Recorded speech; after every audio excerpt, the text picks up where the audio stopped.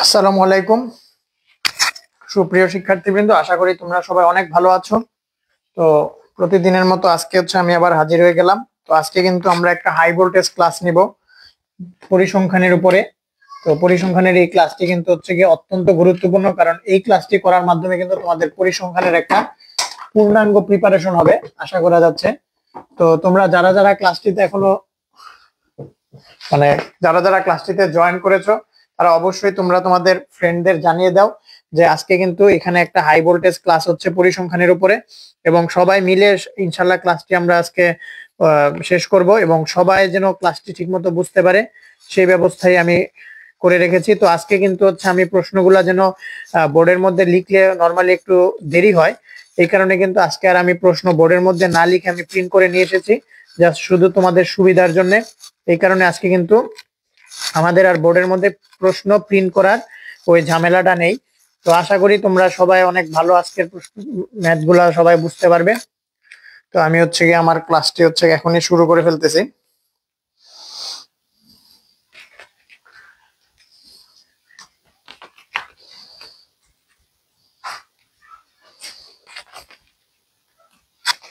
তো যারা যারা ক্লাসটিতে এখনো জয়েন করে নাই, অলরেডি আমি দেখলাম একজন মাত্র ক্লাসটিতে জয়েন করেছো। তো বাকিরাও যারা জয়েন করো নাই, খুব দ্রুত ক্লাসটিতে জয়েন করে নাও। আমরা কিন্তু আমাদের ক্লাসটা এখনই শুরু করে ফেলবো। আর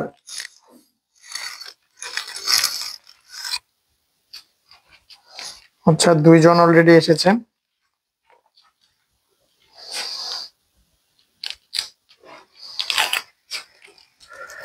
ঠিক আছে, আমি তোমাদের সুবিধার জন্য এখানে একটু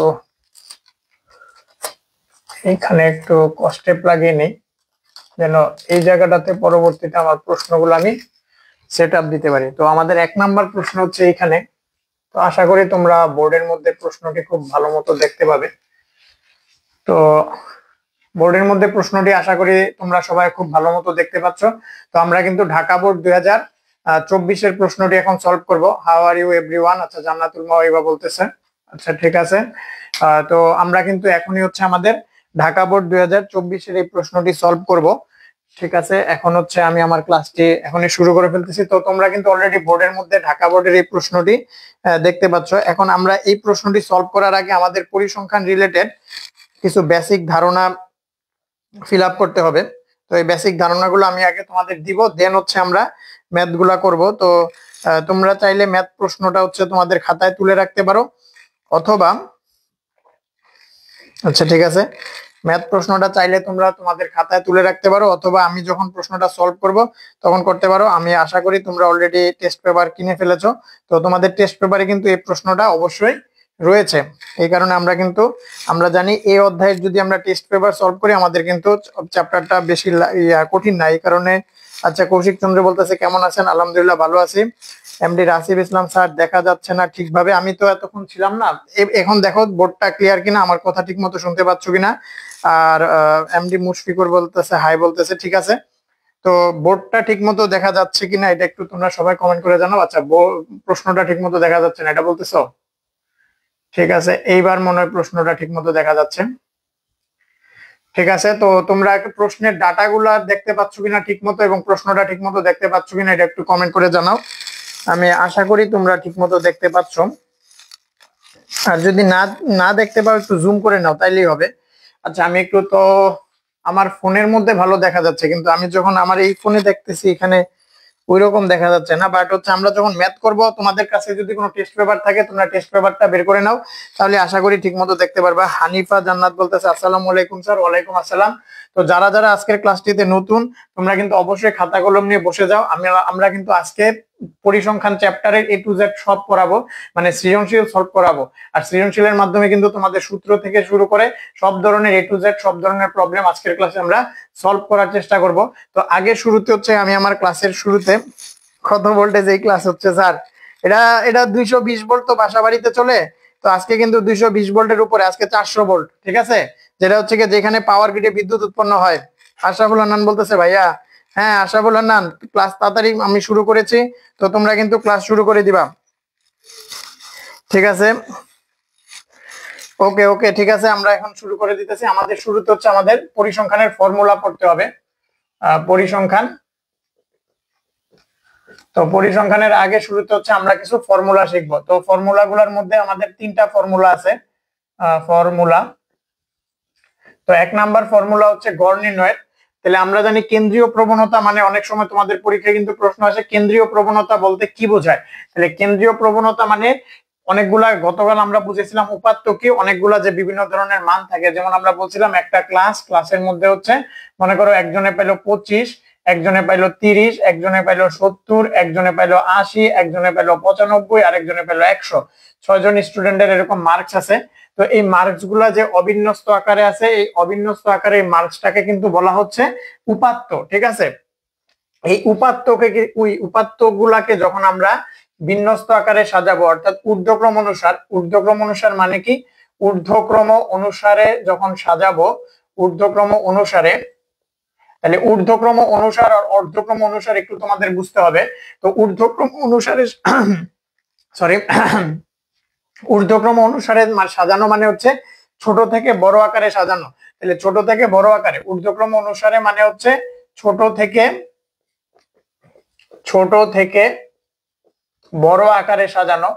আচ্ছা, তোমরা বোর্ডের এই প্রশ্নটা আমি যে প্রিন্ট করে নিয়ে এসেছি, এই প্রশ্নটা তোমরা ঠিকমতো দেখতে পারতেছো কিনা একটু কমেন্ট করে জানাও তো।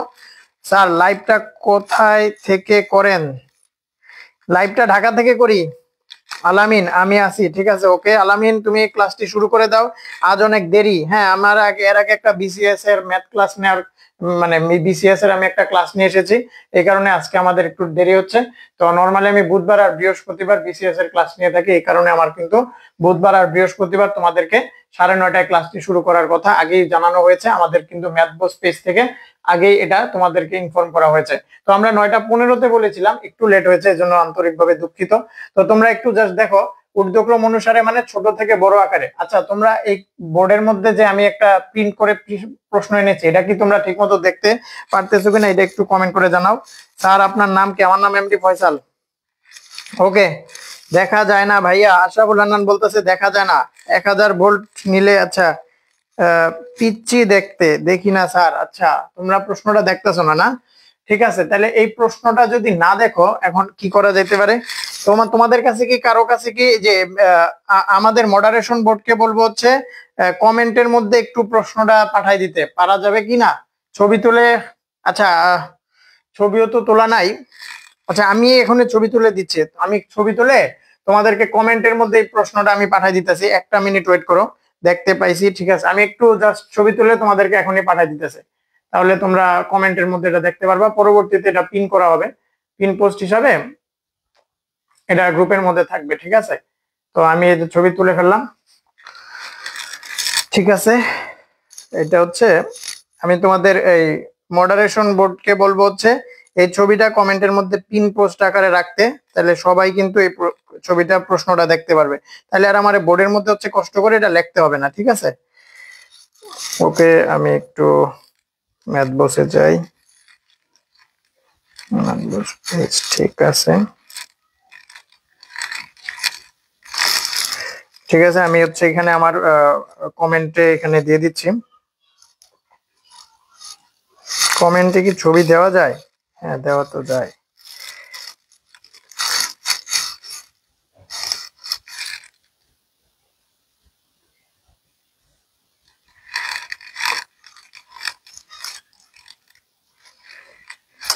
দেখি না স্যার। আচ্ছা, দেখতে পাইছি দেখা যায় না। আচ্ছা ঠিক আছে, দাঁড়াও 1 মিনিট, আমি হচ্ছে এখানে ছবিটা কেমনে দেয়।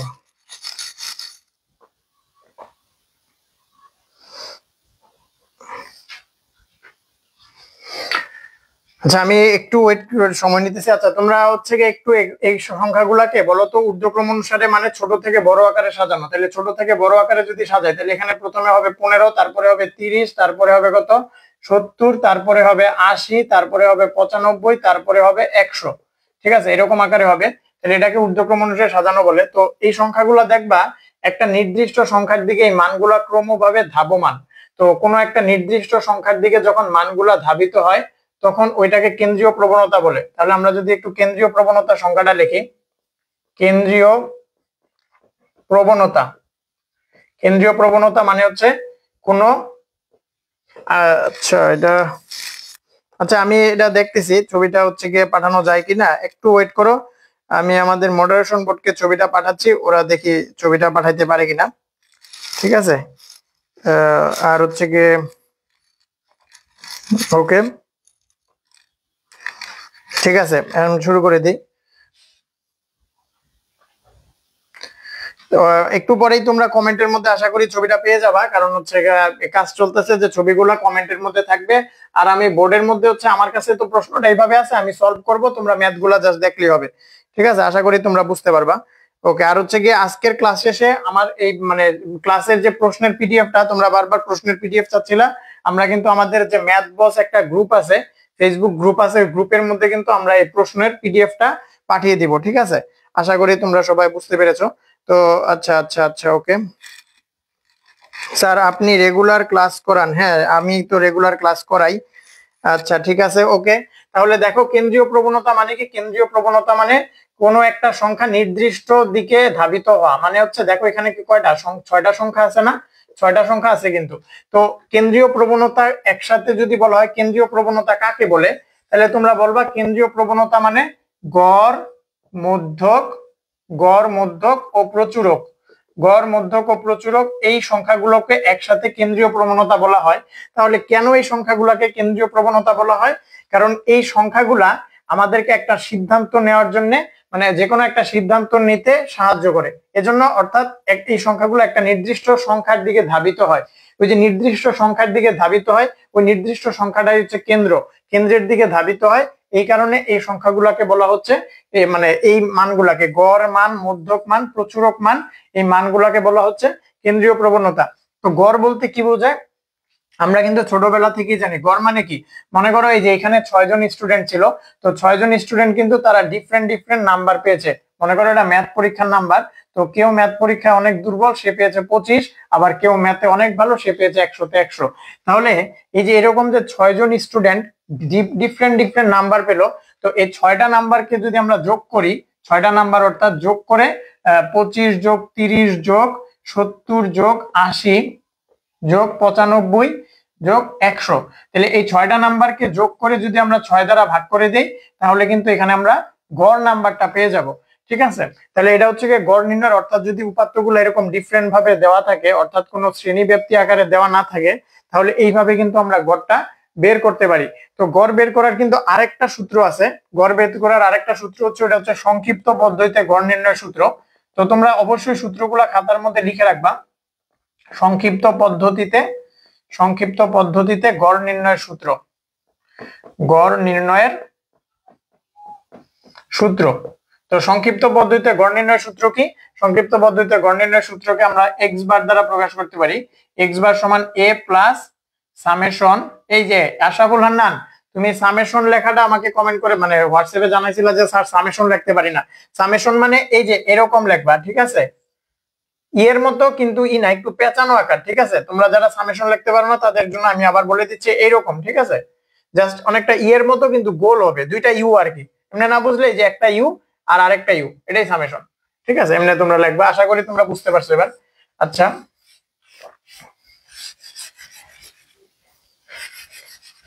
ওকে, তাহলে এক্স বার সমান A plus summation F I U I divided N into H. এটা হচ্ছে আমাদের সংক্ষিপ্ত পদ্ধতিতে গড় নির্ণয় সূত্র। তো এখানে এ দ্বারা কি বোঝায়, summation F I U I N, আর এইচ দ্বারা কি বোঝায়, এগুলো একটু আমি সাইডে লিখে দেই। এ মানে হচ্ছে আনুমানিক গড়, এ মানে হচ্ছে আনুমানিক গড়, এ মানে হচ্ছে আনুমানিক গড়। এফ আই মানে হচ্ছে গণসংখ্যা, এফ আই মানে হচ্ছে গণসংখ্যা। ইউআই মানে হচ্ছে ধাপ বিচ্যুতি, ইউআই মানে হচ্ছে ধাপ বিচ্যুতি। এন মানে হচ্ছে মোট গণসংখ্যা, এন মানে হচ্ছে মোট গণসংখ্যা। আর এইচ মানে হচ্ছে শ্রেণীব্যাপ্তি, এইচ মানে হচ্ছে শ্রেণীব্যাপ্তি। তো আশা করি তোমরা, আচ্ছা কয়ের উত্তর 55। আচ্ছা ঠিক আছে, কৌশিক চন্দ্র সবার আগে বলছে। আচ্ছা এটা তুমি উত্তর বের করে ফেলছো, আমি জাস্ট এমনি উদাহরণের জন্য বলছি। তাহলে গড়ের স্টুডেন্টরা 55.5 নাম্বার পেয়েছে না? গড়ে স্টুডেন্টরা 55.5 নাম্বার পেয়েছে। আচ্ছা ঠিক আছে, তো সংক্ষিপ্ত পদ্ধতিতে গড় নির্ণয়ের জন্য এভাবে আমরা মানগুলো একটু তোমরা লেখো, সূত্রটা ঠিক মতো লিখেছো কিনা একটু আমাকে জানাও। তো আমি একটু এই ডাটাটা থেকেই তোমাদেরকে গড় নির্ণয়ের জন্য আমি একটু জাস্ট বোঝানোর চেষ্টা করি, আশা করি তোমরা বুঝবা। তো এখানে হচ্ছে দেখো, এখান থেকে যদি আমরা সংক্ষিপ্ত পদ্ধতিতে এই ডাটাটা থেকে গড় নির্ণয় করার চেষ্টা করি, তখন এই সূত্রটা নরমালি হচ্ছে শ্রেণীব্যাপ্তি দেওয়া থাকলে, যদি শ্রেণীব্যাপ্তি দেওয়া থাকে, শ্রেণীব্যাপ্তি দেওয়া থাকলে আমরা সংক্ষিপ্ত পদ্ধতিতে গড় নির্ণয়ের সূত্র ব্যবহার করতে পারবো। দেখো এখানে কিন্তু শ্রেণীব্যাপ্তি দেওয়া নাই, তাহলে এখানে কিন্তু সংক্ষিপ্ত পদ্ধতিতে গড় নির্ণয়ের সূত্র ব্যবহার করা যাবে না। কিন্তু তুমি এটাকে চাইলে ওই শ্রেণীব্যাপ্তি আকারে নিতে পারো। তো শ্রেণীব্যাপ্তি আকারে কিভাবে নেবা? তো শ্রেণীব্যাপ্তি আকারে নেওয়ার জন্য আমার আগে পরিসর জানা লাগবে। আচ্ছা, আমরা যখন একটা ম্যাথ করব তখনই আশা করি তোমরা বুঝতে পারবে। আপাতত সূত্রটা তুলে রাখো, আমরা একটা সৃজনশীল করব। ঢাকা বোর্ড 2000, এটা হচ্ছে ঢাকা বোর্ড 2024-এর প্রশ্ন। তো তোমাদের কাছে যদি টেস্ট পেপার থাকে তাহলে তো তোমরা টেস্ট পেপার থেকেই দেখতে পারতেছো প্রশ্নটা। আর অবশ্যই উত্তরটা বের করবা না, কারণ আমি অঙ্কটা করানোর পরে তোমরা ঠিকমতো বুঝতে পারবা। প্রশ্নটা থাকলে অথবা তোমরা তোমাদের সবার প্রশ্ন এখন যদি তোমাদের বইয়ের মধ্যে থাকে তাহলে ভালো, আর যদি বইয়ের মধ্যে না থাকে তাহলে ক্লাস শেষে তোমাদের আমাদের যে একটা ম্যাথ বক্স কিন্তু একটা পাবলিক গ্রুপ আছে, এটা কিন্তু আমাদের পেজ থেকে ক্লাস নিতেছি, গ্রুপের মধ্যে পোস্ট করা হবে। সাথে পেজ থেকেও পরবর্তীতে কিন্তু পিডিএফটা আমরা পোস্ট করে দিব, প্রশ্নের পিডিএফটা তোমরা পেয়ে যাবা। তো জাস্ট হচ্ছে আমি বোর্ডের মধ্যে যা যা লিখতেছি এগুলো তোমরা একটু খাতার মধ্যে তুলো, আশা করি তোমরা বুঝতে পারবা। তো এখানে শ্রেণীব্যাপ্তির সূত্রটা জাস্ট আমরা লিখলাম x বার সমান a plus summation fi ui divided n into h, ঠিক আছে। তো এরপরে মধ্যক নির্ণয় সূত্রটা একটু তোমরা খাতার মধ্যে তুলো, আমরা যখন ম্যাথ করাবো তখন কিন্তু তোমরা এই কোনটা দ্বারা কি বোঝায়, কোনটা কিভাবে বের করতে হয়, এই জিনিসগুলো তোমরা অনেক ইজিলি বুঝে ফেলবা। তো মধ্যক নির্ণয় সূত্র হচ্ছে l plus n/2 minus fc, l plus n/2 minus fc into h/fm, এটা হচ্ছে আমাদের মধ্যক নির্ণয় সূত্র। তো fc দ্বারা বোঝায় ক্রমযোজিত গণসংখ্যার আগের গণসংখ্যাটা, আর fm দ্বারা বোঝায় ক্রমযোজিত মানে সবচেয়ে বেশি গণসংখ্যা যেখানে আছে ওই শ্রেণীর গণসংখ্যা। তাহলে l দ্বারা বোঝায় লোয়েস্ট ভ্যালু, আমরা একটু লিখে দেই যে l সমান মধ্যক শ্রেণীর লোয়েস্ট ভ্যালু, মধ্যক শ্রেণীর লোয়েস্ট ভ্যালু। n/2 মানে গণসংখ্যার অর্ধেক, মোট গণসংখ্যার অর্ধেক সংখ্যা। n/2 মানে মোট গণসংখ্যার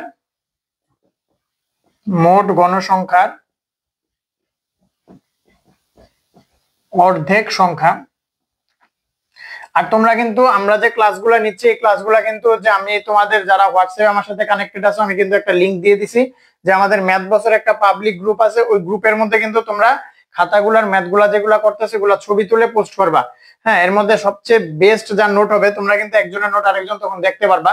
আর ওই গ্রুপে তোমরা পোস্ট করলে এই পোস্টগুলো কিন্তু আবার অটোমেটিক অ্যাপ্রুভ হয়ে যাবে। তো তোমরা এই গ্রুপে পোস্ট করবা, তোমরা নিজেরাই দেখতে পারবা যে কার নোটটা সবচেয়ে সুন্দর হয়েছে।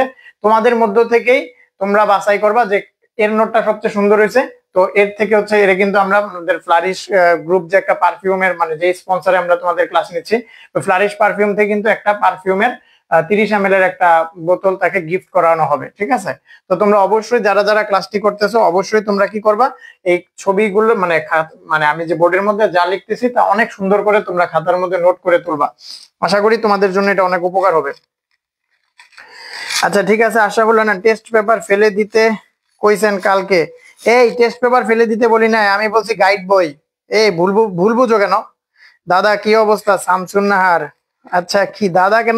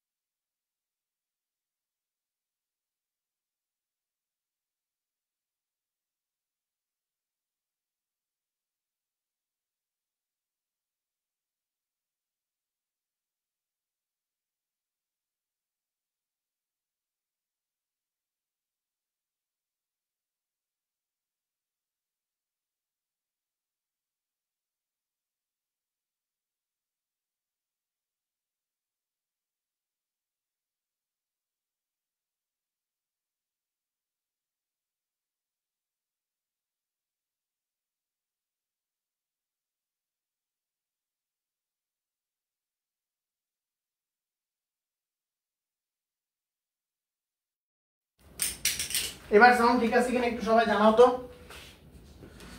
এখন সাউন্ড ঠিক আছে কিনা সবাই একটু জানাও। কয়ের উত্তরে তো ঠিক আছে। এখন সাউন্ড ঠিক আছে কিনা সবাই একটু জানাও যে এখন সাউন্ড ঠিক আছে কিনা। সাউন্ড নাই, সাউন্ড এখন ঠিক আছে। আচ্ছা আমি এটা মুছে দিচ্ছি, আমার বোর্ডটা অনেক ময়লা পুরো ভরে গেছে।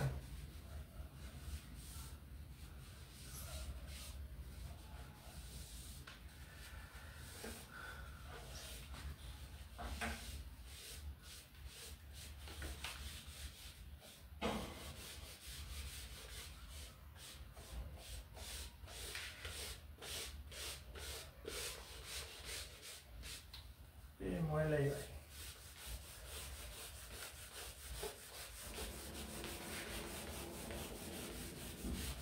আচ্ছা তাহলে আচ্ছা আরে এটা তো মুছে দিলাম, ঠিক আছে সমস্যা নাই।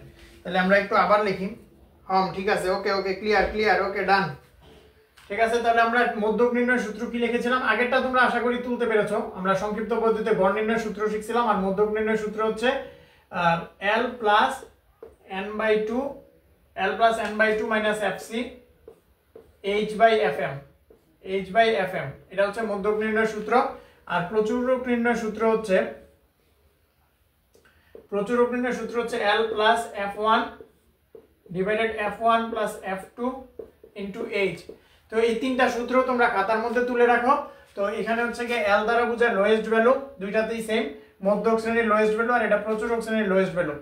L দ্বারা বোঝায় মধ্যক শ্রেণীর লোয়েস্ট ভ্যালু, মধ্যক শ্রেণীর লোয়েস্ট ভ্যালু বা মান। তারপরে n/2 দ্বারা বোঝায় মোট গণসংখ্যার অর্ধেক সংখ্যা, মোট গণসংখ্যার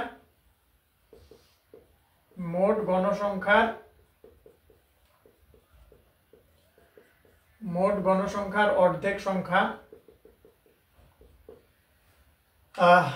fc দ্বারা বোঝায় মধ্যক শ্রেণীর পূর্ববর্তী শ্রেণীর ক্রমযোজিত গণসংখ্যা, মধ্যক থেকে পূর্ববর্তী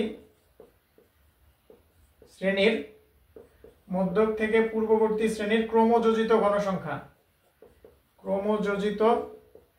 গণসংখ্যা। আর h দ্বারা বোঝায় শ্রেণীব্যাপ্তি,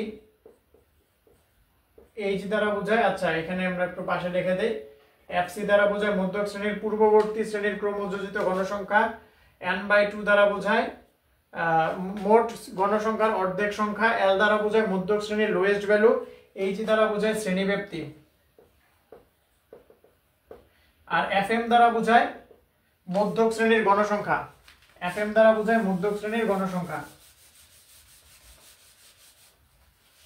ঠিক আছে, fm দ্বারা বোঝায় মধ্যক শ্রেণীর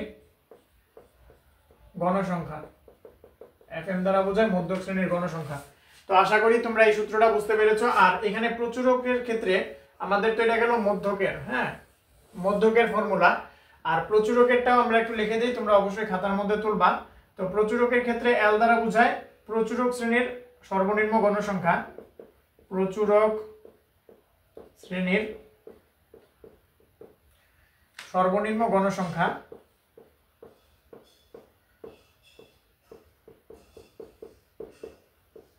L দ্বারা বোঝায় প্রচুরক শ্রেণীর সর্বনিম্ন গণসংখ্যা। f1 দ্বারা বোঝায় হচ্ছে গিয়ে তোমার প্রচুরক শ্রেণীর ক্রমযোজিত গণসংখ্যার আগের গণসংখ্যা, মানে f1 দ্বারা বোঝায় প্রচুরক শ্রেণীর ক্রমযোজিত গণসংখ্যা ডিভাইডেড আগের গণসংখ্যা। এটা আমরা হচ্ছে গিয়ে কিভাবে দেখাবো, এরকম দেখাই, দেখো এরকম আর কি। তো মনে করো এরকম একটা শ্রেণী আছে, তো এখানে এরকম দিলাম। তো এখানে মনে করো আছে শ্রেণীব্যাপ্তি, আর এখানে হচ্ছে গণসংখ্যা। ওকে, এখানে গণসংখ্যা। তো আমি একটু এটা আরো বাড়াই দিই, দেখা যায় এতটুকুই দেখা যায়, নিচের অংশটা দেখা যাচ্ছে না। ওকে, আমি এটা মুছে দিলাম। ঠিক আছে, তাহলে মনে করো এইখানে আছে হচ্ছে কি 50, গণসংখ্যা 50, এখানে আছে 40, আর এখানে আছে 30। ঠিক আছে, আর এখানে শ্রেণীব্যাপ্তি আছে মনে করো 10 থেকে 20, 20 থেকে 30, আর 30 থেকে 40। আচ্ছা বলো তো এই যে শ্রেণীব্যাপ্তিটা 10 থেকে 20, 20 থেকে 30, 30 থেকে 40, এই শ্রেণীব্যক্তিটাকে কি ধরনের শ্রেণীব্যক্তি বলা হয়? শ্রেণীব্যক্তি কিন্তু দুই ধরনের, একটা হচ্ছে বিচ্ছিন্ন শ্রেণীব্যক্তি আর একটা হচ্ছে অবিচ্ছিন্ন শ্রেণীব্যক্তি।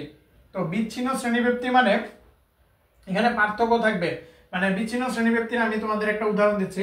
মনে করো এই পাশে দেখাই, তো মনে করো এক জায়গায় আছে 10 থেকে 20, তারপরে 21 থেকে 30, আচ্ছা এখানে 11 দিতেলে, আচ্ছা 11 থেকে 20, 21 থেকে 30, 31 থেকে 40। তাহলে দেখো এইখানে এই যে 20 এর পরে 21 আসছে, 20 আর 21 এর মাঝে কিন্তু কোটি কোটি সংখ্যা আছে। কিরকম কোটি কোটি সংখ্যা? আমরা লিখতে পারি 20.1, 20.2, 20.3, 20.001, 20.002, এরকম কিন্তু 20 থেকে 21 এর মধ্যে অনেক সংখ্যা আছে, কিন্তু এই সংখ্যাগুলো কিন্তু আমরা এখানে দেই নাই। আমরা 11 থেকে 20 শুরু করছি, এরপর 21 থেকে 30 লিখছি। তো এই ধরনের শ্রেণীব্যক্তিগুলো বলা হয় বিচ্ছিন্ন শ্রেণীব্যক্তি। বিচ্ছিন্ন শ্রেণীব্যক্তি, বিচ্ছিন্ন শ্রেণীব্যক্তি। তো বিচ্ছিন্ন শ্রেণীব্যক্তি তোমরা বুঝতে পেরেছো কিনা একটু সবাই জানাবা। নাহিদ আহমেদ, আসসালামু আলাইকুম ভাইয়া। ওয়ালাইকুম আসসালাম। এই যারা যারা নতুন আসছে অবশ্যই ক্লাস করো, আর তোমাদের ফ্রেন্ডদের কিন্তু অবশ্যই মেনশন দিয়ে দিবা যে ওরাও যেন ক্লাসটা করে, কারণ আজকের ক্লাসটা কিন্তু তোমরা বুঝতে পারছো অনেক বেশি ইম্পর্টেন্ট একটা ক্লাস। কারণ এই ক্লাস থেকে তোমাদের এক সেট সৃজনশীল মাস্ট দিতে হবে, প্লাস 3টা অবজেক্টিভ আসবে। এই কারণে কিন্তু আসলে যা যা দরকার, সহজ চ্যাপ্টার অনেকে হচ্ছে গিয়ে সহজ জিনিস বেশি ভুল করে জাস্ট প্র্যাকটিসের অভাবে। এই কারণে কিন্তু এই কথা বিবেচনা করে আমি তোমাদের ক্লাসটা করাচ্ছি। তোমরা খুব মনোযোগ সহকারে করবা এবং খাতার মধ্যে কিন্তু সব তুলবা। আর তোমাদের তো আমি অলরেডি বললাম যে তোমাদের একটা সেরা নোটদাতা প্রতিযোগিতা অলরেডি চালু হয়ে গেছে। তো তোমরা আজকের থেকে যারা যারা ক্লাস করতেছো অবশ্যই সুন্দর করে নোট করে আমাদের ম্যাথ বক্সের একটা পাবলিক ফেসবুক গ্রুপ আছে, ওই গ্রুপে হচ্ছে তোমরা পোস্ট করবা, ঠিক আছে? ওকে, জান্নাতুল মহিবা বলতেছে ক্লিয়ার, পুরো ক্লাসটি করো, হচ্ছে উত্তর দেওয়া। আচ্ছা ঠিক আছে, এটা আমাদের মডারেশন পেজ থেকে হচ্ছে গিয়ে উত্তর, মানে এগুলো আমার আইডি থেকে পোস্ট করা হচ্ছে। তো এটা হচ্ছে কি বললাম আমরা এখানে হচ্ছে গিয়ে বিচ্ছিন্ন শ্রেণীব্যক্তি তোমরা বুঝতে পেরেছো কিনা সবাই একটু কমেন্ট করে জানাবা। আচ্ছা, লোয়েস্ট ভ্যালু এর পর লেখা দেখা যায় না। লোয়েস্ট ভ্যালু এর পরে আমি আর কিছু লিখিনি, এটা মুছে দিই। আশরাফুল, লোয়েস্ট ভ্যালুর পরে আমি আর কিছু লিখি নাই, ঠিক আছে? তো এইবার মনে হয় তোমরা ঠিকই দেখা যাচ্ছে, বুঝতে পারতেছো। ওকে ঠিক আছে, তাহলে এখানে দেখো, তাহলে আমি বলছি হচ্ছে 11 থেকে 20, 21 থেকে 30 এটা হচ্ছে বিচ্ছিন্ন শ্রেণীব্যক্তি, আর এটা হচ্ছে অবিচ্ছিন্ন শ্রেণীব্যক্তি। কেন এটা অবিচ্ছিন্ন শ্রেণীব্যক্তি? দেখো এখানে কিন্তু 10 থেকে 20, 20 থেকে 30, অর্থাৎ এখানে 20 দিয়ে শেষ হয়েছে আবার 20 দিয়ে শুরু হয়েছে, এই কারণে এটাকে বলা হবে অবিচ্ছিন্ন শ্রেণীব্যক্তি। অবিচ্ছিন্ন শ্রেণীব্যক্তি, অবিচ্ছিন্ন শ্রেণীব্যক্তি, ঠিক আছে? তো আশা করি তোমরা এটা বুঝতে পেরেছো। এফএম, আচ্ছা ও এফএম এর মানটা লিখি নাই, এই পাশে এফএম। এফএম মানে মধ্যক শ্রেণীর গণসংখ্যা, এই যে লেখা আছে তো এখানে আশরাফুল, এফএম মানে মধ্যক শ্রেণীর গণসংখ্যা। এই রে নেটের এত ডিস্টার্ব। এফএম মানে মধ্যক শ্রেণীর গণসংখ্যা, আর এখানে হচ্ছে গিয়ে F1, আমি এখানে F1 দেখাতে যাচ্ছিলাম। তাহলে F1 দেখো এখানে সবচেয়ে বেশি গণসংখ্যা আছে কি এখানে না, এই যে এই চার্টের মধ্যে সবচেয়ে বেশি গণসংখ্যা আছে এখানে। তাহলে এই শ্রেণীটা হচ্ছে প্রচুরক শ্রেণী, এই শ্রেণীটা হচ্ছে প্রচুরক শ্রেণী, এই শ্রেণীটা হচ্ছে প্রচুরক শ্রেণী। আর F1 মানে প্রচুরক শ্রেণী থেকে তার আগের শ্রেণীর গণসংখ্যার বিয়োগফল, মানে F1 মানে হচ্ছে গিয়ে প্রচুরক শ্রেণী বিয়োগ তার আগের শ্রেণীর গণসংখ্যা। প্রচুরক শ্রেণীর গণসংখ্যা, প্রচুরক শ্রেণীর গণসংখ্যা, প্রচুরক শ্রেণীর গণসংখ্যা বিয়োগ তার আগের শ্রেণীর গণসংখ্যা, তার আগের শ্রেণীর গণসংখ্যা। প্রচুরক শ্রেণীর গণসংখ্যা বিয়োগ তার আগের শ্রেণীর গণসংখ্যা, ঠিক আছে? এই F1 মানে কি বুঝতে পেরেছো তোমরা? অসংখ্য ধন্যবাদ স্যার আপনাকে, আমি নোয়াখালীর হাতিয়া থেকে ক্লাস করি। মোহাম্মদ নাইম, ঠিক আছে, তোমাকে স্বাগতম।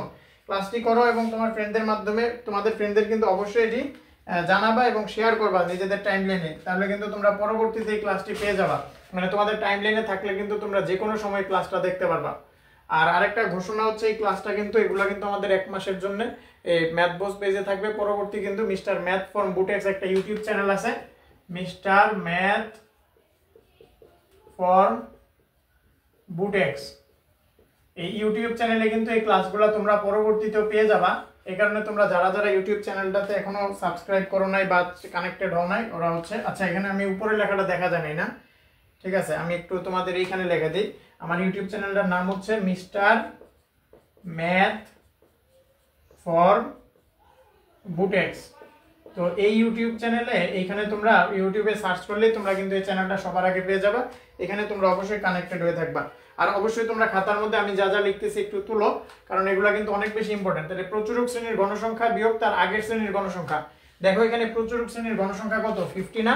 এখানে কিন্তু প্রচুরক শ্রেণীর গণসংখ্যা হচ্ছে 50, আর তার আগের শ্রেণীর গণসংখ্যা কত? 40। তাহলে f1 এর মান হবে কিন্তু 10।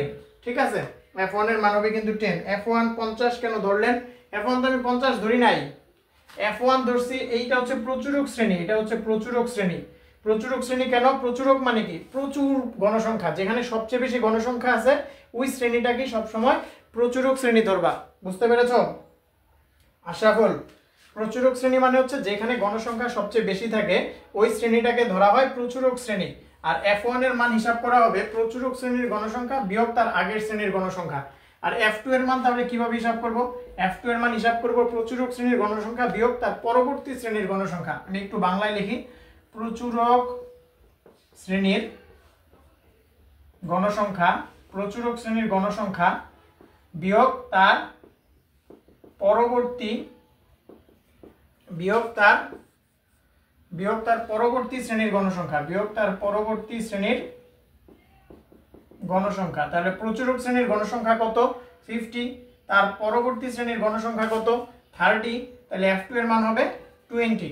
জাস্ট আমি তোমাদের বোঝানোর জন্য একটা উদাহরণ দিয়ে বুঝাই দিলাম। তো এটা এতটুকু তোমরা বুঝতে পেরেছো কিনা সবাই একটু কমেন্ট করে জানাবা। তাহলে কিন্তু আজকে আমাদের যে যে সূত্রগুলো জানা দরকার ছিল, তো এই সূত্রগুলো কিন্তু আমি তোমাদের দেখিয়ে দিলাম। তো এইখানে আরো কিছু র ডাটা দিয়ে আমি আরেকটা মধ্যককে তো দুই ভাবে বের করা যায়, ওটা হচ্ছে একটু দেখাই। সেটা মুছে দিলাম। তো তোমরা এটা লিখেছো কিনা একটু সবাই কমেন্ট করে জানাবা যে তোমরা সবাই আমার বোর্ডের লেখাটা তুলেছো কিনা। তো মধ্যককে কিন্তু দুই ভাবে বের করা যায়। তো মনে করো,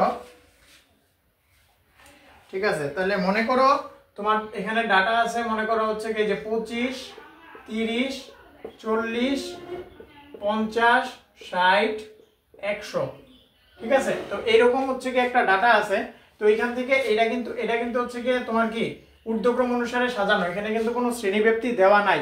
তো এরকম যদি একটা ডাটাকে ঊর্ধ্বক্রম অনুসারে দেয় বা ঊর্ধ্বক্রম অনুসারে না দিয়ে তোমার কিন্তু এলোমেলো ভাবেও দিতে পারে, যেভাবেই দেখ। অর্থাৎ একটা ডাটাকে যদি শ্রেণীব্যাপ্তি আকারে দেওয়া না থাকে তখন কিন্তু আমরা মধ্যক নির্ণয়ের যে সূত্রটা বোর্ডের মধ্যে লিখলাম ওই অনুযায়ী করতে পারবো না। তখন মধ্যক নির্ণয়ের সূত্র হচ্ছে, অর্থাৎ ডাটা আমি একটু লিখে দেই, মধ্যক নির্ণয় সূত্র, মধ্যক নির্ণয়ের সূত্র, যদি উপাত্তকে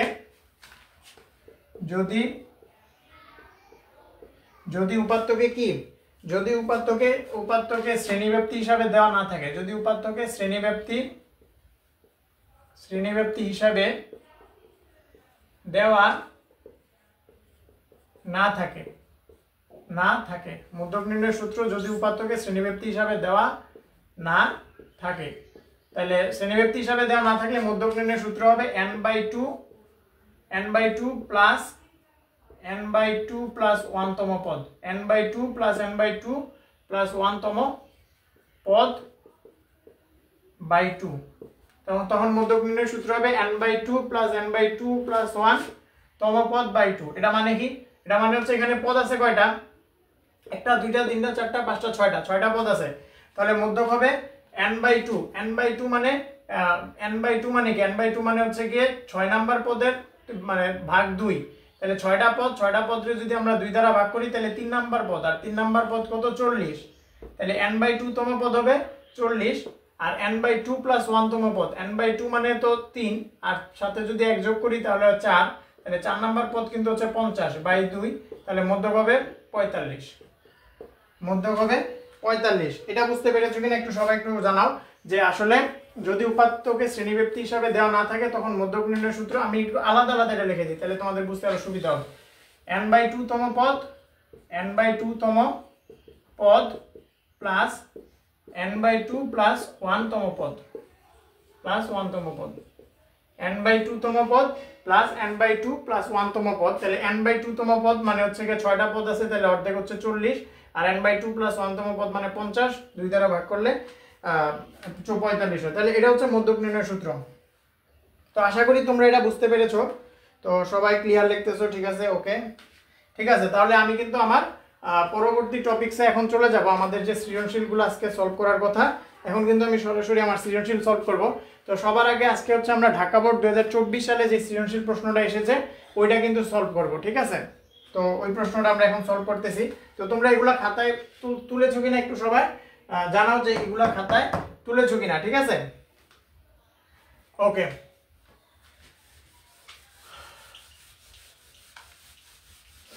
আর তোমরা যারা যারা ক্লাস করতেছো অবশ্যই তোমাদের কিন্তু বারবার বলা হচ্ছে তোমরা ক্লাসগুলা যে নোট আকারে করতেছো, এগুলা হচ্ছে ম্যাথ বস একটা ফেসবুক গ্রুপ আছে, ম্যাথ বস, ঠিক আছে, ম্যাথ বস ফেসবুক গ্রুপ আছে, এফবি গ্রুপ, ওই গ্রুপে তোমরা পোস্ট করবা, হ্যাঁ, ছবি তুলে ওই গ্রুপে পোস্ট করবা। সেরা নোটদাতাকে কিন্তু আকর্ষণীয় পুরস্কার গিফট দেওয়া হবে। এই কারণে তোমরা ভালো অ্যাক্টিভ হয়ে যাও।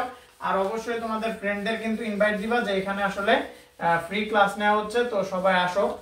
এবং হচ্ছে কি আসলে কিন্তু ক্লাসগুলো নেওয়া হচ্ছে তোমাদের ভালোর জন্যই, তো তোমরা যেন অনেক ভালো রেজাল্ট করতে পারো, হ্যাঁ, এই কারণেই কিন্তু আমরা কিছু কোয়ালিটিফুল ক্লাস তোমাদের জন্য ফ্রি করার ব্যবস্থা করেছি। তো তোমরা অবশ্যই ক্লাসগুলো করবা এবং তোমাদের ফ্রেন্ডদেরকেও ইনভাইট দিবা। আর হচ্ছে অবশ্যই নিজেরা নোট করে নোটগুলা কিন্তু ম্যাথ বস পেজে হচ্ছে তোমরা নিজেরা পোস্ট করবা, ঠিক আছে। তো এখানে হচ্ছে আমাদের সাথে কিন্তু একদম শুরু থেকে কৌশিক চন্দ্র সেন, তারপরে হচ্ছে কি আশরাফুল হান্নান, তারপরে যে জান্নাতুল মাওয়াইবা, তারপরে হচ্ছে কি আসমা বেগম মনে আজকে নাই, তারপরে ফারিয়া জান্নাত, তারপরে হচ্ছে কি আর কে অনেকজন স্টুডেন্ট কিন্তু একদম শুরু থেকেই ছিল। তো তোমরা যারা শুরু থেকে ছিল তারা অবশ্যই তোমাদের ফ্রেন্ডদেরকেও বলবা। তো আশা করি সবাই মিলে একটা অনেক সুন্দর ক্লাস উপহার দিতে পারবো তোমাদেরকে। তো এখানে আমাদের প্রথম প্রশ্ন বলছে, এটা তোমরা দেখতে পাচ্ছ না, এটা তো খুবই সমস্যা। আচ্ছা, আমি তোমাদের সুবিধার জন্য একটু একটা কাজ করি, দেখি এটা একটু কিছু করা যাচ্ছে কিনা। এটা খুলে তোমরা একটু ফোনের মধ্যে, না এটা তো আর ঝামেলা, থাক, সমস্যা নাই। আমি দেখতে পারলে তোমরা হালকা মনে হয় কিছু দেখতে পারতেছো, হালকা কিছু দেখা যাচ্ছে কি নাকি একদম হালকাও দেখা যাচ্ছে না এখানে? আচ্ছা, আমি একটু চার্টটা তোমাদের, মানে চার্টটা মনে হয় দেখা যাচ্ছে না, নিচের লেখা হয়তো বা দেখা যাচ্ছে। প্রচুরক শ্রেণীর মধ্যমান নির্ণয় করো, তারপরে হচ্ছে তোমার এখানে বলছে মধ্যক নির্ণয় করো, এরপরে বলছে বর্ণনা সহ উল্লেখিত উপাত্ত হতে গণসংখ্যা বহুভুজ অঙ্কন করো। তো গণসংখ্যা বহুভুজটা আঁকতে হচ্ছে এখানে একটু বোর্ডের মধ্যে অনেক টাফ হবে, তো আমি একে দেখাই দিব। আর আমি একটু ইয়াটা হচ্ছে গিয়ে তোমাদেরকে এখানে লিখে দিই, কারণ ওই সংখ্যাগুলো তোমরা দেখতে পাচ্ছ না হয়তো বা। তো এরকম একটা চার্ট দেওয়া আছে। তো এই চার্টের মধ্যে প্রাপ্ত নম্বর দেওয়া আছে, এখানে আছে হচ্ছে উপরে আছে প্রাপ্ত নম্বর, নিচে আছে গণসংখ্যা। তাহলে প্রাপ্ত নম্বর আর নিচে আছে হচ্ছে গণসংখ্যা, ঠিক আছে। তো প্রাপ্ত নম্বর আর গণসংখ্যা দেওয়া আছে। তো এখানে প্রাপ্ত নম্বর আছে দেওয়া হচ্ছে 11 থেকে 20, তারপরে দেওয়া আছে 21 থেকে 30, 11 থেকে 20, 21 থেকে 30, 31 থেকে 11 থেকে, হ্যাঁ 21 থেকে 31 থেকে 40 উপরে দিছে, তাহলে 31 থেকে 40, তারপরে দেওয়া আছে 41 থেকে 50, তারপরে দেওয়া আছে 51, এরকম 91 100 পর্যন্ত দেওয়া আছে। তাহলে 51 থেকে 60, তারপরে 61 থেকে 70, 71 থেকে 80, 81 থেকে 90, আর 91 থেকে 100, ঠিক আছে। তো এরকম একটা প্রাপ্ত নম্বরের শ্রেণীব্যক্তি দেওয়া আছে। আর আচ্ছা বলো তো এই শ্রেণীব্যক্তিরা কি ধরনের? এই যে 11 থেকে 20, এরপরে 20 আর 21 এর মধ্যে কিন্তু হাজার হাজার সংখ্যা আছে, এই কারণে এটা কিন্তু একটা বিচ্ছিন্ন শ্রেণীব্যক্তি। আর এখানে গণসংখ্যা দেওয়া আছে, গণসংখ্যা 6, তারপরে 16, 6, 16, আচ্ছা 6, 16, তারপরে 12, 13, 20, 25, সরি 20, 5, 4, 3, 1, 4, 3, 1। তো এখানে বলে দিছে 80 জন শিক্ষার্থীর বাংলায় প্রাপ্ত নম্বরের গণসংখ্যা। তাহলে এটা হচ্ছে বাংলায় প্রাপ্ত নম্বরের গণসংখ্যা, ঠিক আছে। তো আশা করি তোমরা এতটুকু তোমরা বুঝতে পেরেছো। তো এখানে আমরা ক নাম্বার প্রশ্ন বলছে প্রচুরক শ্রেণীর মধ্যমান নির্ণয় করো, প্রচুরক শ্রেণীর মধ্যমান নির্ণয় করো। তাহলে আমরা ক নাম্বারটা এখানে করে ফেলি। তাহলে ক নাম্বার বলছে কি প্রচুরক শ্রেণীর মধ্যমান। তাহলে আমরা বলছি প্রচুরক শ্রেণী মানে কি সবচেয়ে বেশি গণসংখ্যা যেখানে আছে। দেখো এখানে কিন্তু সবচেয়ে বেশি গণসংখ্যা আছে এইখানে 20, গণসংখ্যা 20 পাইছে 51 থেকে মানে 60 নাম্বার, যেরকম মানে 51 থেকে 60 নাম্বার এরকম পাইছে, এরকম মানুষের সংখ্যা হচ্ছে 20 জন। তাহলে সবচেয়ে বেশি গণসংখ্যা আছে 51 থেকে 60 এই শ্রেণী ব্যক্তিতে। এই কারণে প্রচুরকটা কিন্তু হবে 51 থেকে 60 এর মধ্যে। আমাদের বলছে প্রচুরক শ্রেণীর মধ্যমান নির্ণয় করতে, তাহলে আমরা লিখব প্রচুরক শ্রেণীর শ্রেণীব্যক্তি হলো প্রচুরক শ্রেণীর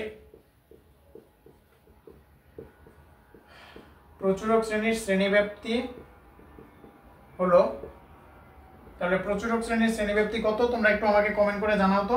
প্রচুরক শ্রেণীর শ্রেণীব্যক্তি কত? প্রচুরক শ্রেণীর শ্রেণীব্যক্তি কিন্তু হচ্ছে 51 থেকে 60। প্রচুরক শ্রেণীর শ্রেণীব্যক্তি কিন্তু 51 থেকে 60। তাহলে এটার মধ্যমান কত হবে? তাহলে মধ্যমান হবে 51 আর 60 যোগ করব, 2 দ্বারা ভাগ করব, তাহলে মধ্যমান হয়ে যাবে। অর্থাৎ লোয়ার মান lowest value plus highest value, এই দুইটা ভ্যালু যোগ করে 2 দ্বারা ভাগ করলে আমাদের মধ্যমান চলে আসবে। তাহলে 60 এর সাথে 51 যোগ করলে কত হয়? 60 এর সাথে 51 যোগ করলে কিন্তু 111। 111 কে 2 দ্বারা ভাগ করলে 55.5। তাহলে 55.5 কিন্তু হচ্ছে আমাদের মধ্যক। ঠিক আছে, রাসিব ইসলাম ক্লিয়ার বলতেছে। ঠিক আছে, ওকে, তোমরা ক্লিয়ার হলে আমিও ক্লিয়ার।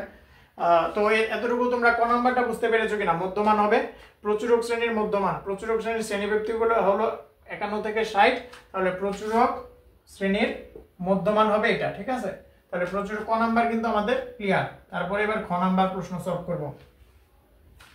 ওকে, তাহলে খ নাম্বার বলছে মধ্যক নির্ণয় করতে।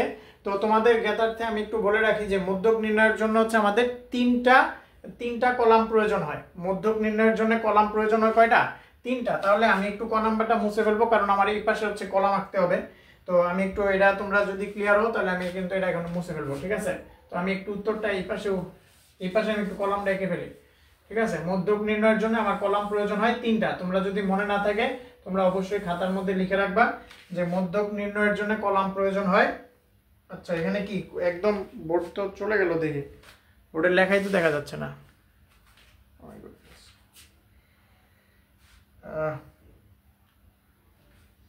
এরকম কেন? এইখানে একদম। আচ্ছা, তোমরা একটু কি প্রশ্নটা পুরোপুরি দেখতে পারতেছো কিনা একটু কমেন্ট করে জানাও তো, যে তোমরা ফুল প্রশ্নটা দেখতে পারতেছো নাকি প্রশ্নটা অর্ধেক দেখতে পারতেছো। আমার ফোনে তো হচ্ছে গিয়ে দেখা যাচ্ছে অর্ধেক, কিন্তু আবার আমার ক্যামেরাতে আমি দেখতেছি ফুল দেখা যাচ্ছে। আচ্ছা, এবার ফুল আসছে। ঠিক আছে, ওকে, ফুল দেখা যাচ্ছে আশা করি। তো এখানে আচ্ছা ঠিক আছে, সবাই ক্লিয়ার বলতেছো। তো মধ্যক নির্ণয়ের জন্য আমি কি বলছি, কলাম প্রয়োজন হয় কয়টা? 3টা কলামের প্রয়োজন হয়। তাহলে এই যে আমি একটা কলাম আঁকলাম, 2টা কলাম আঁকলাম, 3টা কলাম কিন্তু আমার আঁকা হয়ে গেল। তো প্রথম শ্রেণীতে কি থাকবে? প্রথম শ্রেণীতে থাকবে শ্রেণীব্যক্তি। প্রথম শ্রেণীতে থাকবে হচ্ছে শ্রেণীব্যক্তি। তারপরে শ্রেণীতে কি থাকবে? তারপরে শ্রেণীতে থাকবে গণসংখ্যা। তারপরে শ্রেণীতে কি থাকবে? ক্রমযোজিত গণসংখ্যা। তারপরে শ্রেণীতে থাকবে ক্রমযোজিত গণসংখ্যা। ওকে, তাহলে গণসংখ্যাকে হচ্ছে আমরা নরমালি কি দ্বারা প্রকাশ করি? এফআই দ্বারা প্রকাশ করি। এটা একটু তোমরা জাস্ট জেনে রেখো। তাহলে এখানে শ্রেণীব্যক্তি কত আছে? শ্রেণীব্যক্তি আছে 11 থেকে 20। তাহলে আমি লিখলাম 11 থেকে 20। তারপরে কত আছে? 21 থেকে 30। তারপরে কত আছে? তারপরে আছে 31 থেকে। তোমরা কিন্তু সবাই খালি মোবাইলের স্ক্রিনে তাকাই থেকো না, নিজেরা খাতার মধ্যে তুলো। ঠিক আছে, 31 থেকে 40। তারপরে 41 থেকে 50। তারপরে 51 থেকে 60। তারপরে 61 থেকে 70। তারপরে 71 থেকে 80। তারপর 81 থেকে 90। তারপর 91 থেকে, আচ্ছা একদম নিচ পর্যন্ত কি দেখা যায় কে জানে, 91 থেকে 100। ঠিক আছে, আচ্ছা ঠিক আছে। তাহলে এখানে গণসংখ্যা কত? গণসংখ্যাগুলো আমরা একটু লিখি। গণসংখ্যা আছে, এখানে আছে 6, এখানে আছে 16, এখানে আছে 12, এখানে আছে 13, তারপরে এখানে আছে 20, তারপরে এখানে আছে 5, তারপরে 4, তারপরে 3, তারপরে 1। আর ক্রমযোজিত গণসংখ্যা মানে হচ্ছে যার যোগফল। শুরুতে 6 আছে 6, তারপরে 6 আর 16 যোগ করব, তাহলে 6 আর 16 যোগ করলে কত হয়? 22। 22 এর সাথে তারপরে 12 যোগ করব, 22 এর সাথে 12 যোগ করলে হয় 34। 34 এর সাথে 13 যোগ করব, তাহলে হবে 47। 47 এর সাথে 20 যোগ করব, 57, 67। 67 এর সাথে 5 যোগ করব, 72। 72 এর সাথে 4 যোগ করব 76, 76 এর সাথে 3 যোগ করব 79, 79 এর সাথে 1 যোগ করব 80। আচ্ছা ঠিক আছে। কি নাসার জান্নাতুল মাওয়া কি লেখা নিচের অংশটা দেখা যায় না? আমি কি করব, এটা তো লেখা রয়েছে। তো তোমরা একটু নিজেরা চার্টটা তুলো, নিজেরা চার্টটা তুলো, আশা করি হচ্ছে কি তোমরা পারবা।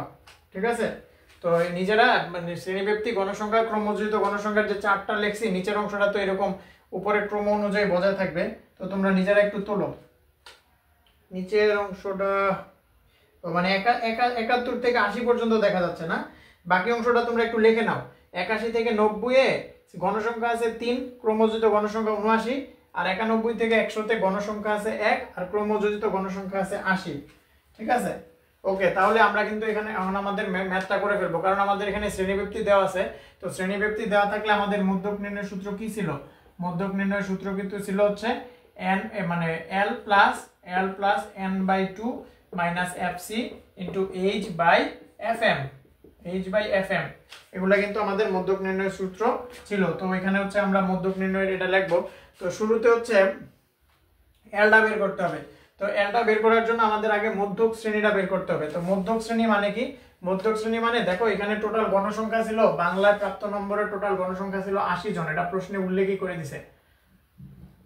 গণসংখ্যা ছিল হচ্ছে 80 জন। তো মধ্যক শ্রেণী হবে 80/2। 80/2 মানে কত? 80/2 মানে 40। তাহলে এই 40 কোন শ্রেণীতে আছে? এখানে আমরা ক্রমযোজিত গণসংখ্যার দিকে তাকাবো। তো দেখো 40 কিন্তু এই 47 এর মধ্যে আছে, মানে 34 এর মধ্যে কিন্তু 40 নাই, 47 এর মধ্যে কিন্তু 40 আছে। এই কারণে আমার মধ্যক হবে এই শ্রেণীটা, মধ্যক হবে 41 থেকে 50 শ্রেণীটা। এটা খুবই ইম্পর্টেন্ট, ম্যাক্সিমাম স্টুডেন্টরা বোঝে না। আমি তোমাদের জন্য আবার বলতেছি মধ্যক শ্রেণী কিভাবে বের করব। তো মধ্যক শ্রেণী বের করার জন্য তোমরা একটু মনোযোগ দাও। মধ্যক শ্রেণী বের করার জন্য আমি দেখবো আসলে টোটাল গণসংখ্যা কতজন আছে। তো আমার প্রশ্নে বলে দিছে গণসংখ্যা আছে 80 জন। তো মধ্যক হবে 80/2, 40। তাহলে 40 কিভাবে বের করব? 40 তুমি ক্রমযোজিত গণসংখ্যাটা বের করবা, বের করার পরে দেখবা কোন সংখ্যার মধ্যে 40 আছে। এখন তোমরা বলতে পারো স্যার 67 এর মধ্যেও তো 40 আছে, তাহলে মধ্যক শ্রেণী এটা কেন হলো না? তো বিষয়টা হচ্ছে সর্বনিম্ন মানে 47টা হচ্ছে 40 এর সবচেয়ে কাছাকাছি। তো এমন একটা সংখ্যা ধরতে হবে যে সংখ্যাটা হচ্ছে 40 এর কাছাকাছি এবং হচ্ছে এটা 40 থেকে মানে ওই সংখ্যাটা অবশ্যই 40 থেকে বড় হবে, তাহলে বা সমান হবে। তাহলে এখানে কিন্তু এই 47 এর মধ্যে 40 আছে, এই কারণে কিন্তু 41 থেকে 50টা হচ্ছে আমার ক্রমযোজিত মানে মধ্যক শ্রেণী। হ্যাঁ, এটা তোমরা বুঝতে পেরেছো কিনা সবাই একটু জানাও যে তোমরা মধ্যক শ্রেণীটা বুঝতে পেরেছো কিনা। মধ্যক শ্রেণী মানে n/2 মানে 40, 40 47 এর মধ্যে আছে, এই কারণে আমার মধ্যক শ্রেণী হয়েছে 51 থেকে 50। মধ্যক শ্রেণী হয়েছে কি নাসার, কি নাসার, কি জান্নাতুল মাওয়াইবা বলতেছে নাসার। মধ্যক শ্রেণী হয়েছে 51 থেকে 50, সরি 41 থেকে 50। মধ্যক শ্রেণী যদি 41 থেকে 50 হয় তাহলে মধ্যক শ্রেণীর লোয়েস্ট ভ্যালুটা হচ্ছে আমার এল এর মান। তাহলে লোয়েস্ট ভ্যালু কত? লোয়েস্ট ভ্যালু কৌশিক তুমি বুঝতে পেরেছো কিনা জানাও, আবার একটু বুঝাই দেন। আশরাফুল হান্নান বলতেছো এই যে মধ্যক শ্রেণী হচ্ছে 41 থেকে 50। আশরাফুল বুঝতে পেরেছো? মধ্যক শ্রেণী হচ্ছে 41 থেকে 50। কেন 41 থেকে 50? দেখো এখানে টোটাল গণসংখ্যা n এর মান হচ্ছে 80, তাহলে মধ্যক শ্রেণী হবে, আমি এমনি লিখতে পারি মধ্যক শ্রেণী হবে n/2 তম শ্রেণীর সংখ্যা, n/2 তম শ্রেণীর সংখ্যা। তাহলে n এর মান 80, 80/2 মানে 40, তাহলে 40তম শ্রেণীর সংখ্যা। এই 40 সংখ্যাটা কার মধ্যে আছে? 40 সংখ্যাটা কিন্তু এই 47 এর ভিতরে আছে, এই কারণে আমার মধ্যক শ্রেণী হচ্ছে 41/50। এই 40 সংখ্যাটা আমরা ক্রমযোজিত গণসংখ্যার দিকে তাকাবো, দেখবো কোন সংখ্যার মধ্যে 40 লুকায়িত। তাহলে 47 এর মধ্যে কিন্তু 40 আছে, এই কারণে মধ্যক শ্রেণী হবে 41 থেকে 50।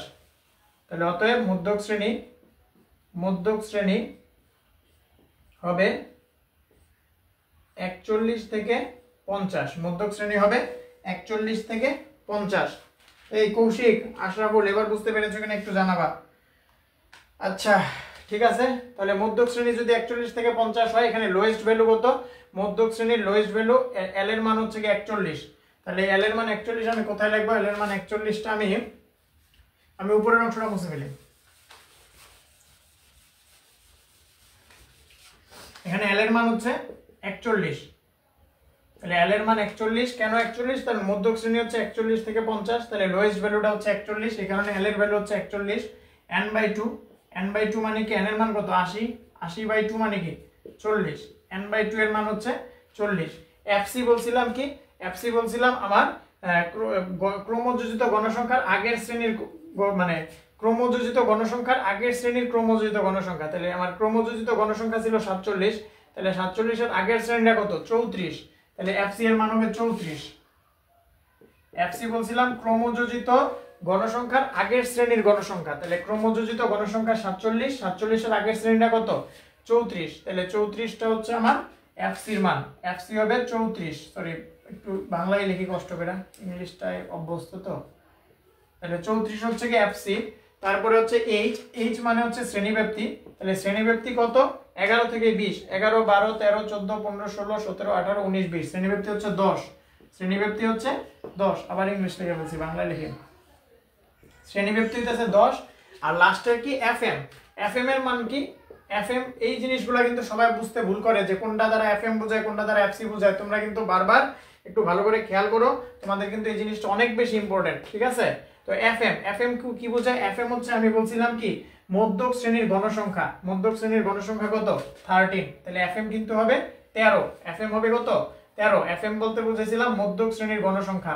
আচ্ছা আমি একটু বাংলাটাও লিখে দেই, মধ্যক শ্রেণীর গণসংখ্যা। তো মধ্যক শ্রেণীর গণসংখ্যা কত, মধ্যক শ্রেণীর গণসংখ্যা কিন্তু 13। মধ্যক শ্রেণী কিভাবে বের করলাম, মধ্যক শ্রেণী বের করেছি হচ্ছে আমি দেখছি হচ্ছে আমার টোটাল গণসংখ্যা 80, 80 কে 2 দ্বারা ভাগ করছি 40, এই 40 সংখ্যাটা হচ্ছে 47 এর মধ্যে আছে, এই কারণে 41 থেকে 50 এই শ্রেণীটা হচ্ছে আমার মধ্যক। তো ম্যাক্সিমাম স্টুডেন্ট হচ্ছে মাঝামাঝি একটা শ্রেণী নেয়, বলে হচ্ছে উপর থেকে মানে 7টা শ্রেণী থাকলে মাঝামাঝি শ্রেণীটা মধ্যক, এরকম কিন্তু না। মধ্যক শ্রেণীটা বের করার এক্সাক্ট হয়েছে টোটাল গণসংখ্যা যত ওটাকে 2 দ্বারা ভাগ করবা, তারপরে যে সংখ্যাটা পাবা ওই সংখ্যাটা দেখবা কোন শ্রেণীর মানে কোন ক্রমযোজিত গণসংখ্যার মধ্যে আছে। তো এই 47 ক্রমযোজিত গণসংখ্যার মধ্যে রয়েছে, এই কারণে 41 থেকে 50টা কিন্তু আমার কি মধ্যক শ্রেণী। ওকে, তো আশা করি তোমরা এটা বুঝতে পেরেছো। তাহলে আমরা কিন্তু আমাদের সবগুলা মান বের করে ফেলছি। তোমরা একটু সবাই কমেন্ট করো তো উত্তরটা কত আসে। এটা কিন্তু ঢাকা বোর্ডের প্রশ্ন, ঠিক আছে, Dhaka board DB, Dhaka board 2024 সালে এই প্রশ্নটা এসেছিল। অর্থাৎ তোমরা যারা 25-এর পরীক্ষার্থী তোমাদেরও কিন্তু প্রায় সেম টাইপেরই একটা প্রশ্ন পরীক্ষায় আসবে। তো তোমরা যদি এই প্রশ্নটা সলভ করতে পারো তার মানে কিন্তু তোমরা এসএসসি পরীক্ষার জন্য এক ধাপ নিজেরাই আগায় গেলা। তো হচ্ছে কি এখানে তাহলে এল এর মানটা আমরা একটু বসাই দিই, তোমরা একটু কমেন্ট করে উত্তরটা জানাও তো। কৌশিক, আশরাফুল, তারপরে রাসিব, তারপরে হচ্ছে কি কারা কারা আছে, মোহাম্মদ নাইম, তারপরে নাহিদ আহমেদ, মুশফিকুর, ডিএক্স ইমন। আচ্ছা যারা যারা আসো সবাই হচ্ছে কি একটু উত্তরটা জানাই দাও যে এটা কত হবে উত্তর। তাহলে এল এর মান কত, এল এর মান হচ্ছে 41, আর n/2 এর মান কত, n/2 এর মান কিন্তু আমরা লিখেছি 40, আর fc এর মান কত, fc এর মান 34, h এর মান কত, h এর মান হচ্ছে 10, আর fm এর মান কত, fm এর মান হচ্ছে 13। তো অবশ্যই আগে ফার্স্ট ব্র্যাকেটের কাজ করবে 41, আর এখানে ফার্স্ট ব্র্যাকেট 40 থেকে 34 বাদ দিলে হয় 6, 6 গুণ 10 ভাগ 13, তাহলে 6 গুণ 10 মানে 60, 41 60 ভাগ 13, তাহলে এত হচ্ছে 60 ভাগ 13 যোগ এত। হ্যাঁ, তো আগে অবশ্যই ব্র্যাকেটের কাজ করবা, 40 থেকে 34 বাদ দিবা, তারপরে 10 দ্বারা গুণ করবা, 13 দ্বারা ভাগ করবা, ক্যালকুলেশন করো কত আসে সবাই একটু বলো। জান্নাতুল মাওয়াইবা সবার আগে आंसर করেছে 45.615, তাহলে 45.615 এটা হচ্ছে আমার উত্তর। তো এটা সবাই বুঝতে পেরেছো কিনা সবাই একটু কমেন্ট করে জানাও যে এই ম্যাথটা তোমরা বুঝতে পেরেছো কিনা। তারপরে বলছে বর্ণনা সহ উল্লেখিত উপাত্ত হতে গণসংখ্যা বহুভুজ অঙ্কন করো। তো তোমরা অবশ্যই প্রশ্নটা আমার মনে হয় দেখতে পাচ্ছ। তো খ নম্বরে মধ্যক নির্ণয় করতে বলা হয়েছিল, আর গ নম্বরে কিন্তু বলছে বর্ণনা সহ উপাত্ত হতে গণসংখ্যা বহুভুজ অঙ্কন করার জন্য। ঠিক আছে, তাহলে আমি গ নম্বর প্রশ্নটা এখন করাই দিচ্ছি।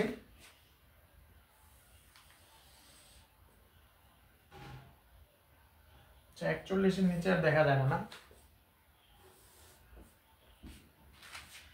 আর এখানে কত থেকে দেখা যায় না, 76 এই নিচে। ঠিক আছে, এটা নিচে মুছে দেব।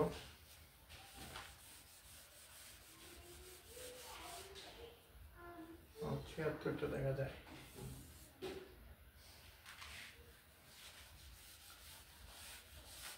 ঠিক আছে, তাহলে হচ্ছে আমি এখন পরবর্তী ম্যাথ করাচ্ছি। অল ক্লিয়ার স্যার, এস আর রাফিয়া বলতেছে জি ঠিক আছে। ওকে, তোমরা যদি বুঝতে পারো খুবই ভালো।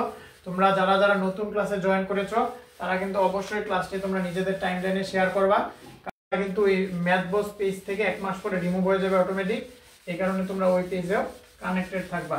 তো আমরা গ নাম্বার ম্যাথটা করে কি কি উপাত্ত লাগে তোমরা কি কেউ বলতে পারবা? তোমাদের কাছে আমি প্রশ্ন করতেছি যে গণসংখ্যা বহুভুজ অঙ্কন করার জন্য y অক্ষ বরাবর কি ধরতে হয় আর x অক্ষ বরাবর কি ধরতে হয়, তোমরা একটু কমেন্ট করে জানাও তো আমাকে। গণসংখ্যা বহুভুজ অঙ্কন করার জন্য y অক্ষ বরাবর কি ধরতে হয় আর x অক্ষ বরাবর কি ধরতে হয়, সবাই একটু কমেন্ট করে জানাও।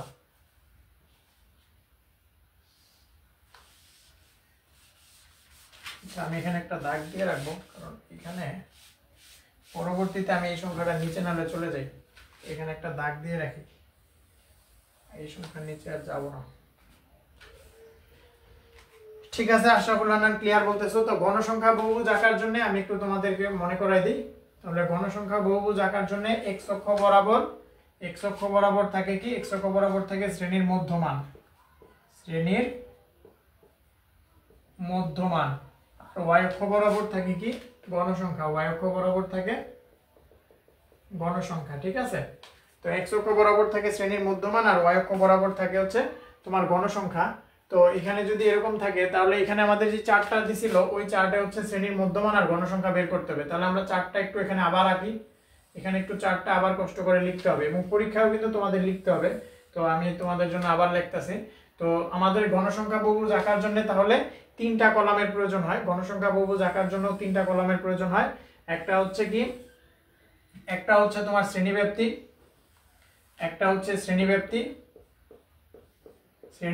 এই শ্রেণীব্যাপ্তি যদিও আমার লাগে না কিন্তু দেওয়া আছে এজন্য লিখতে হবে। 2 নম্বরে শ্রেণীর মধ্যমান আর 3 নম্বরে কি থাকবে গণসংখ্যা, 3 নম্বরে থাকবে কি গণসংখ্যা। তাহলে এই 3টা কিন্তু হচ্ছে আমার এখানে থাকে। তাহলে শ্রেণীব্যাপ্তি কত আছে, শ্রেণীব্যাপ্তি কিন্তু আছে 11 থেকে 20, এভাবে কিন্তু 100 পর্যন্ত আছে। তোমরা অবশ্যই নিজেরা লিখতে থাকো। তারপরে 21 থেকে 30, তারপরে কিন্তু 31 থেকে 40, তারপরে কিন্তু 41 থেকে 50, তারপরে কিন্তু 51 থেকে 60। পরবর্তী যে সৃজনশীলগুলো আছে ওইগুলো কিন্তু প্রায় সেম টাইপের।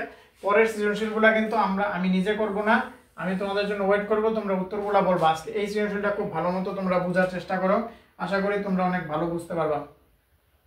61 থেকে 70। আর আমাদের টার্গেট কিন্তু যারা যারা নিয়মিত ক্লাস করবে, হ্যাঁ টার্গেট কিন্তু 100। ঠিক আছে, তোমরা নিয়মিত ক্লাস করলে আমাদের বিশ্বাস তোমরা জেনারেল ম্যাথে কিন্তু 100তে 100 পাবা। যাদের প্রিপারেশন একদম শূন্য তারাও কিন্তু ভালো রেজাল্ট করতে পারবা, কারণ আমরা কিন্তু ওইভাবেই পড়াচ্ছি যে একদম শুরু থেকে শুরু করা, মানে একদম ফর্মুলা আগে বোঝানো, ফর্মুলা বুঝিয়ে তারপরে অঙ্ক করানো। এরপরেও যদি তোমরা না বুঝতে পারো বারবার জানাবা, আমরা কিন্তু তোমাদের জন্য আছি। হ্যাঁ, তোমরা যদি না বুঝতে পারো জানালে আমরা কিন্তু আবার বুঝাবো, প্রয়োজনে 10 বার বুঝাবো, তো হচ্ছে তোমরা বুঝে যাবা। ঠিক আছে, এখানে কিন্তু অনলাইনে ক্লাস, তো তোমাদের কিন্তু কেউ এসে মারবে না, ধরবে না যে আরে এই জিনিসটা বুঝো না। হ্যাঁ, যেটা হচ্ছে নর্মালি টিচারদের বাসায় অন্য স্টুডেন্ট হচ্ছে পচানোর চেষ্টা করে, এখানে কিন্তু ওই বিষয়টা তোমাদের মানে সমস্যা নাই।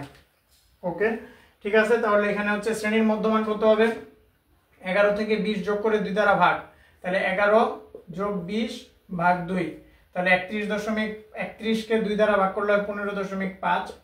তাহলে সেম ভাবে এরপরেও 10 বাড়বে, তাহলে এরপরে 25.5 হবে। মানে তোমরা নিজেরা চেক করে দেখতে পারো, 21 সাথে 30 যোগ করে 2 দ্বারা ভাগ করবা, তারপরে ধারাবাহিকতাটা সেম থাকে। তারপরে 35.5, 45.5, 55.5, 65.5, 75.5, 85.5, আর এখানে হবে 95.5। ঠিক আছে, এটা হবে হচ্ছে শ্রেণীব্যাপ্তি। আর গণসংখ্যা তোমাদের দেওয়া ছিল, গণসংখ্যা ডাটাটা এখানে ছিল, শুরুতে ছিল 6, তারপরে 16, তারপরে 12, তারপরে 13, তারপরে 20, তারপরে 5, তারপরে 4, তারপরে 3, তারপরে 1। ঠিক আছে, তো আশা করি তোমরা সবাই এই ম্যাথটা তুলতে পেরেছো যে মানে শ্রেণীব্যাপ্তিটা। তাহলে আমরা কিন্তু এবার গণসংখ্যা শুরু করে দেব। তো আমাদের x অক্ষ বরাবর থেকে শ্রেণীব্যাপ্তি, এখন শ্রেণীব্যাপ্তি এখানে শুরু হয়েছে কিন্তু 15.5 থেকে, কিন্তু আমাদের কিন্তু এখানে 0 থেকে শুরু হয়েছে। তো 0 থেকে 15.5 পর্যন্ত আমরা এরকম ভাঙা চিহ্ন দিয়ে দেব। তারপরে এখানে একটা দাগ দিব, এখানে লিখবো 15.5, তারপরে কত 25.5। তাহলে এইখানে তোমাদের তো এক্স অক্ষ ওয়াই অক্ষ থাকে, তো গ্রাফ পেপারে হচ্ছে 10 ঘর নিলে নিবা, নাহলে প্রতি ঘরকে 2 একক হিসাব করলে কিন্তু 5 ঘর পরেই তোমরা এটা দিতে পারতেছো। তারপর এখানে হচ্ছে 25.5, তারপরে এখানে 35.5, তারপরে এখানে 45.5, তারপরে এখানে 55.5, তারপরে এখানে 65.5, তারপরে 75.5, তারপরে 85.5, আর এখানে হচ্ছে 95.5। তো এক্স অক্ষ বরাবর আমরা শ্রেণীর মধ্যমান বসায় দিলাম। এবার ওয়াই অক্ষ বরাবর আমাদের কি করতে হবে? ওয়াই অক্ষ বরাবর এখানে আমাদের সর্বোচ্চ সংখ্যা আছে কত? 20 আছে না? তাহলে আমরা এখানে এটা লিখি 5, তারপরে এখানে লিখি 10, তারপরে এখানে লিখি 15, তারপরে এখানে লিখি 20, তারপরে এখানে লিখি 25 লিখলাম। তাহলে এবার হচ্ছে 15.5 আমার ঘনসংখ্যা কত? 6। তাহলে এটা ছিল 5, 5 থেকে 1 বেশি 6, তাহলে মনে করো এইটা, তাহলে এইখানে হচ্ছে আমার 15.5, এটা আমি মুছে দিলাম। 15.5 হচ্ছে এখানে, সরি এটা তো 25.5, এইখানে 15.5। ওকে, ঠিক আছে। তো তোমরা সবসময় একটা কাজ করতে পারো, 15.5 এর আগে যদি আরো 10 মাইনাস করো। আমি একটু একটা কাজ করি তোমাদের জন্য সুবিধার জন্য, এই কাজটা হচ্ছে তোমরা অলওয়েজ করবা। তো 15.5 থেকে আমার শুরু হয়েছে, তো এইখান থেকে শুরু করলে দেখতে একটু বিশ্রী দেখায়, এই কারণে তোমরা হচ্ছে এটার একটু আরেকটু দিকে বাড়ায় নিবা। বাড়ায় নেওয়ার পরে তো ভাঙা চিহ্ন দেওয়ার পরে তোমরা তার আগে 5.5 থেকে দিবা। 5.5 যদিও আমার এখানে নাই, কিন্তু আমি 5.5 থেকে দিব, কারণ হচ্ছে 5.5 আমি 0 ধরবো, ঠিক আছে। তারপরে 15.5 তো আমি 6 জানি। আচ্ছা, আমি এই পাশে আবার লিখি, এগুলো হচ্ছে ঘনসংখ্যা, আর এই পাশেও 10 আরো বাড়ায় নিবা। তাহলে 95.5 এর পরে আসে 105.5, ইচ্ছা করে একটু বাড়ায় নিবা। আর অবশ্যই এখানে তীর চিহ্ন দিবা, এদিকে তীর চিহ্ন দিবা, কারণ আমি একবার এক্সামে হচ্ছে ম্যাথ পরীক্ষায় হচ্ছে আমার টার্গেট ছিল 100তে 100 পাওয়া। তো আমি সবকিছুই ঠিক মতো দিয়ে আসছি, তো 100তে 100 পাইলে ওই স্যার বলছিল অনেক ভালো একটা গিফট দিবে, কিন্তু আমি যে এখানে তীর চিহ্ন দিই না, এই কারণে আমার 1 নাম্বার কেটে দিছিল। হ্যাঁ, মানে পুরা সব ঠিক আছে, জাস্ট এই ম্যাথের ক্ষেত্রে হচ্ছে আমি এই তীর চিহ্ন দিই নাই দুই পাশে, তো স্যার হচ্ছে তীর চিহ্ন দেখায়, এখানে 1 নাম্বার কেটে দিছে। এই কারণে জাস্ট তোমাদের বললাম। তো এখানে তীর চিহ্নটা এমনি তোমরা অবশ্যই দিবা, মানে এটা ইনফিনিটি পর্যন্ত যেতে পারবে। তো এখানে গণসংখ্যা, আর এখানে শ্রেণীর মধ্যমান, আর এখানে হচ্ছে বিষয়টা হচ্ছে এখানে দেখো 5.5, আর এখানে 10 পয়েন্ট, মানে এখানেও আরো 10 বাড়ায় নিবা, কারণ আমাদের এখানে মধ্যমান কিন্তু 15 থেকে 95.5 পর্যন্ত আছে, কিন্তু আমরা 10 আগেও নিব, 10 পরেও নিব। এই জিনিসটা তোমরা একটু অবশ্যই খেয়াল করবা। তো এখানে আমার 15.5, তাহলে এখানে আমি লিখলাম 5, এখানে লিখলাম 10, এখানে 15, এখানে 20, এখানে 25, এরকম দিব। দেওয়ার পরে আচ্ছা, সবাইকে আসো গ্রুপে, তো কমেন্ট দেখতেছি না, তোমরা কি সবাই মনোযোগ সহকারে খাতায় তুলতেছো নাকি ফোনের স্ক্রিনে তাকায় আছো? একটু সারাটারা দিও, ঠিক আছে।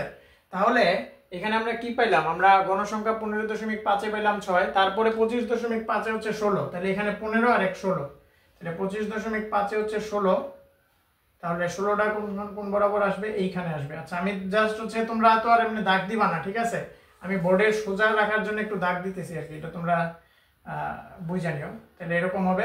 তারপরে কত আসে? 35.5 হচ্ছে 12, তাহলে 35.5টা হচ্ছে এইখানে, এদিক বরাবর 12, 10-এর পরে 12 হচ্ছে এইখানে।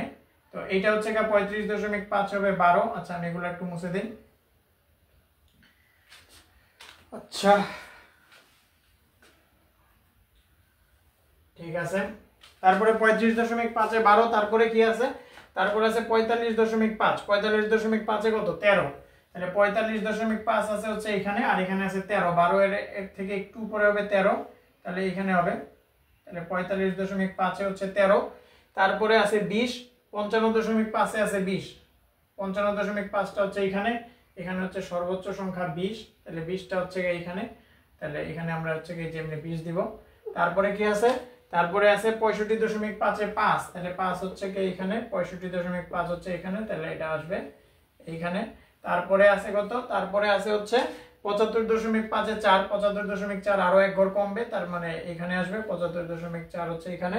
তারপরে 85.4 এ হচ্ছে 3, তাহলে আরো 1 ঘর কমবে, তাহলে 85.4 এ হচ্ছে 3, এরকম হবে।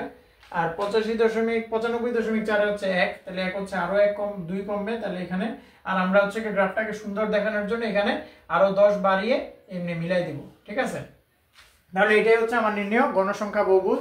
তো বাংলা লেখাগুলো যদি লেখো তাহলে লিখবা মনে করি x অক্ষ বরাবর, মনে করি x অক্ষ বরাবর, x অক্ষ বরাবর গণসংখ্যা ও y অক্ষ বরাবর, সরি x অক্ষ বরাবর তো শ্রেণীব্যাপ্তি, সরি x অক্ষ বরাবর কি শ্রেণীর মধ্যমান, x অক্ষ বরাবর শ্রেণীর মধ্যমান ও y অক্ষ বরাবর গণসংখ্যা নেই এবং x অক্ষ বরাবর প্রতি এক ঘরকে এক একক এবং y অক্ষ বরাবর প্রতি এক ঘরকে এক একক নিয়ে বিন্দুগুলা চক্রাকৃতি স্থাপন করি। 0 থেকে 5.5 পর্যন্ত ভাঙা চিহ্ন বোঝানো হয়েছে। তারপরে গণসংখ্যা বহুভুজটি আরো সুন্দরভাবে মানে উপস্থাপন করার জন্য 15.5 এর আগে এক্সট্রা 10 ঘর এবং 95.5 এর পরে আরো এক্সট্রা 10 ঘর নিয়ে গণসংখ্যা বহুভুজটিকে সংযোগ দেওয়া হয়েছে। তাহলে ইহাই হচ্ছে আমার উল্লেখিত গণসংখ্যা বহুভুজ। এই জিনিসটা বই থেকে তোমরা দেখে নিবা অথবা আমি যে ভাষায় বললাম এই ভাষায় লিখলেও তোমাদেরকে ফুল মার্কস দিবে। তো তোমরা এটা বুঝতে পেরেছো কিনা সবাই একটু কমেন্ট করে জানাবা। স্যার আপনি রেগুলার ক্লাস করান আশরাফুল, আচ্ছা এখানে ঠিক আছে। এই জিনিসটা তোমরা বুঝতে পেরেছো কিনা সবাই একটু জানাও যে তোমরা এই বিষয়টা আজকে আমি যেটা বুঝালাম এটা তোমরা ক্লিয়ার বুঝতে পেরেছো কিনা। তাহলে কিন্তু আমাদের প্রথম যে আজকের প্রথম প্রশ্ন কিন্তু আমাদের সলভ হয়ে গেল, ঠিক আছে। আচ্ছা তাহলে এখানে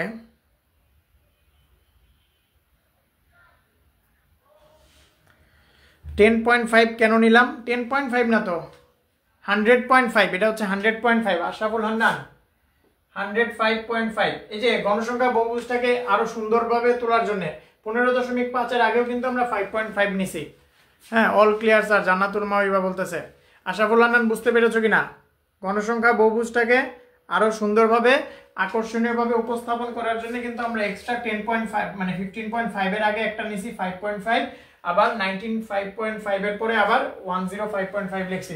কারণ দেখো আমাদের এইগুলো জিরো কিন্তু ছিল না, এখানে ডাটা জিরো ছিল না, কিন্তু আমরা কিন্তু এখানে এক্স অক্ষের সাথে কানেক্ট করে দিছি যেন গণসংখ্যা বহুভুজটা দেখতে আরো অনেক সুন্দর হয়, আকর্ষণীয় হয়, দেখতে ভালো লাগে, ঠিক আছে। ওকে, তাহলে আমি আশা করি তোমরা সবাই এটা বুঝতে পেরেছো। জান্নাতুল মাওয়াইবা বলতেছে অল ক্লিয়ার। আর বাকিরা কি ক্লিয়ার না? তোমরা একটু জানাও তো তোমরা এবার বুঝতে পেরেছো কিনা। তাহলে এবার হচ্ছে কি আমি আমাদের ঢাকা বোর্ড থেকে আরেকটা প্রশ্ন করব। তো এই প্রশ্নটা এখন আমি সলভ করব। এই প্রশ্নের এটার স্টিকারটা খুলি। তো এবার কিন্তু হচ্ছে কি আমি তাহলে আমাদের দ্বিতীয় প্রশ্ন সলভ করব। তো তোমরা এটা বুঝতে আচ্ছা ওকে আশরাফুল হান্নান বলতেছে ওকে, মানে বুঝতে পেরেছে, ঠিক আছে। তাহলে বুঝতে পারলে খুবই ভালো। তাহলে এবার হচ্ছে কি আমি আমাদের দ্বিতীয় প্রশ্ন সলভ করব। তো সলভ করার জন্য এখানে আমি একটু তোমাদের জন্য অনেক কষ্ট করে স্টিকার ম্যানেজ করছি। তো আশা করি তোমরা দেখতে পাচ্ছ। তো এই প্রশ্নটা তোমরা দেখতে পারতেছো কিনা একটু সবাই কমেন্ট করে জানাও। এবার একটু লেখাগুলা বড়, ফন্টগুলা বড় দিছি যেন তোমরা ঠিকমতো দেখতে পারো। তো এমসিকিউ করাবেন না? জান্নাতুল মাওয়াইবা বলতেছে এমসিকিউ করাবো। আজকে সৃজনশীল সলভ করাই, আগে সৃজনশীল সলভ করাই, পরবর্তীতে এমসিকিউ। কারণ এই সৃজনশীলগুলো পারলেই তোমরা এমসিকিউ পারবা। বুঝতে পেরেছো? তো এই প্রশ্নটা তোমরা ঠিকমতো দেখতে পাচ্ছ কিনা সবাই একটু কমেন্ট করে জানাও যে এই প্রশ্নটা তোমরা ঠিকমতো দেখতে পারতেছো কিনা। আর আমাদের কিন্তু এখানে খুবই একটা হতাশা কাজ করবে যে তোমরা যদি তোমাদের ফ্রেন্ডদের মধ্যে এই ক্লাসগুলো যদি শেয়ার না করো। কারণ আমাদের এই ক্লাসগুলোতে কিন্তু আমাদের টার্গেট হচ্ছে ম্যাক্সিমাম স্টুডেন্টরা যেন এখান থেকে ফ্রি অফ কস্ট, কোনো টাকা ছাড়া যেন সর্বোচ্চ প্রফিটটা পায়, সর্বোচ্চ সুবিধাটা যেন আমাদের ক্লাস থেকে অর্জন করতে পারে। এই কারণে কিন্তু আমাদের এই ফ্রি ক্লাসগুলা। এই কারণে যারা যারা ক্লাসটি দেখো নিয়মিত, অবশ্যই তোমরা কিন্তু তোমাদের ফ্রেন্ডদেরকে বলবা যে এখানে এই ম্যাথ বক্স পেজে ফ্রি ক্লাস হয়, এখান থেকে ক্লাস করলে তোমরাও রেজাল্ট ভালো করতে পারবা। তো সবাই কিন্তু আসলে চায় তাদের রেজাল্টটা ভালো করুক। সব বাবা মাই কিন্তু চায় তার ছেলে মেয়ে ম্যাথে 100তে 100 ভাগ সব সাবজেক্টে অনেক ভালো রেজাল্ট করুক, এবং সেই লক্ষ্য নিয়ে কিন্তু আমরা আমাদের ক্লাসগুলো তোমাদেরকে ফ্রি করাচ্ছি। তো এখানে আমাদের দেখো ঢাকা বোর্ড 2024-এর আরেকটা প্রশ্ন। তো এখানে ক নাম্বারে বলছে অনেকগুলো ডাটা দেওয়া আছে 8, 14, 11, 17, 6, 7 এর মধ্যক নির্ণয় করতে। তো এই ম্যাথটাকে তোমরা পারবা? আজ শেয়ার করা যায় না কেন? শেয়ার করা যায় না কে বলছে? কপি করো, লিঙ্কটা কপি করে নিজের ইয়াতে শেয়ার করো, তাহলেই শেয়ার করা যাবে। এই কৌশিক চন্দ্র আগের ম্যাথটা কি তুলেছো কিনা একটু জানাও। আর হচ্ছে এই প্রশ্নটা আমি আশা করি একদম স্পষ্ট তোমরা দেখতে পাইতেছো। এটা হচ্ছে খুবই সহজ, মানে অল ক্লিয়ার স্যার, ওকে ঠিক আছে। তাহলে দেখো এখানে ক নাম্বার প্রশ্নটা কি বলছে। নাম্বার প্রশ্ন কি বলছে দেখো, বলছে এত এর মধ্যক নির্ণয় করার জন্য, তাহলে 8, 14, 11, 17, 6, 7 এর মধ্যক বের করতে। তাহলে মধ্যক বের করার জন্য আমাদের প্রথম কাজ কি হবে, এই যে উপাত্তগুলোকে শ্রেণীর ঊর্ধ্বক্রম অনুসারে সাজাবা। ঠিক আছে, উপাত্তগুলোকে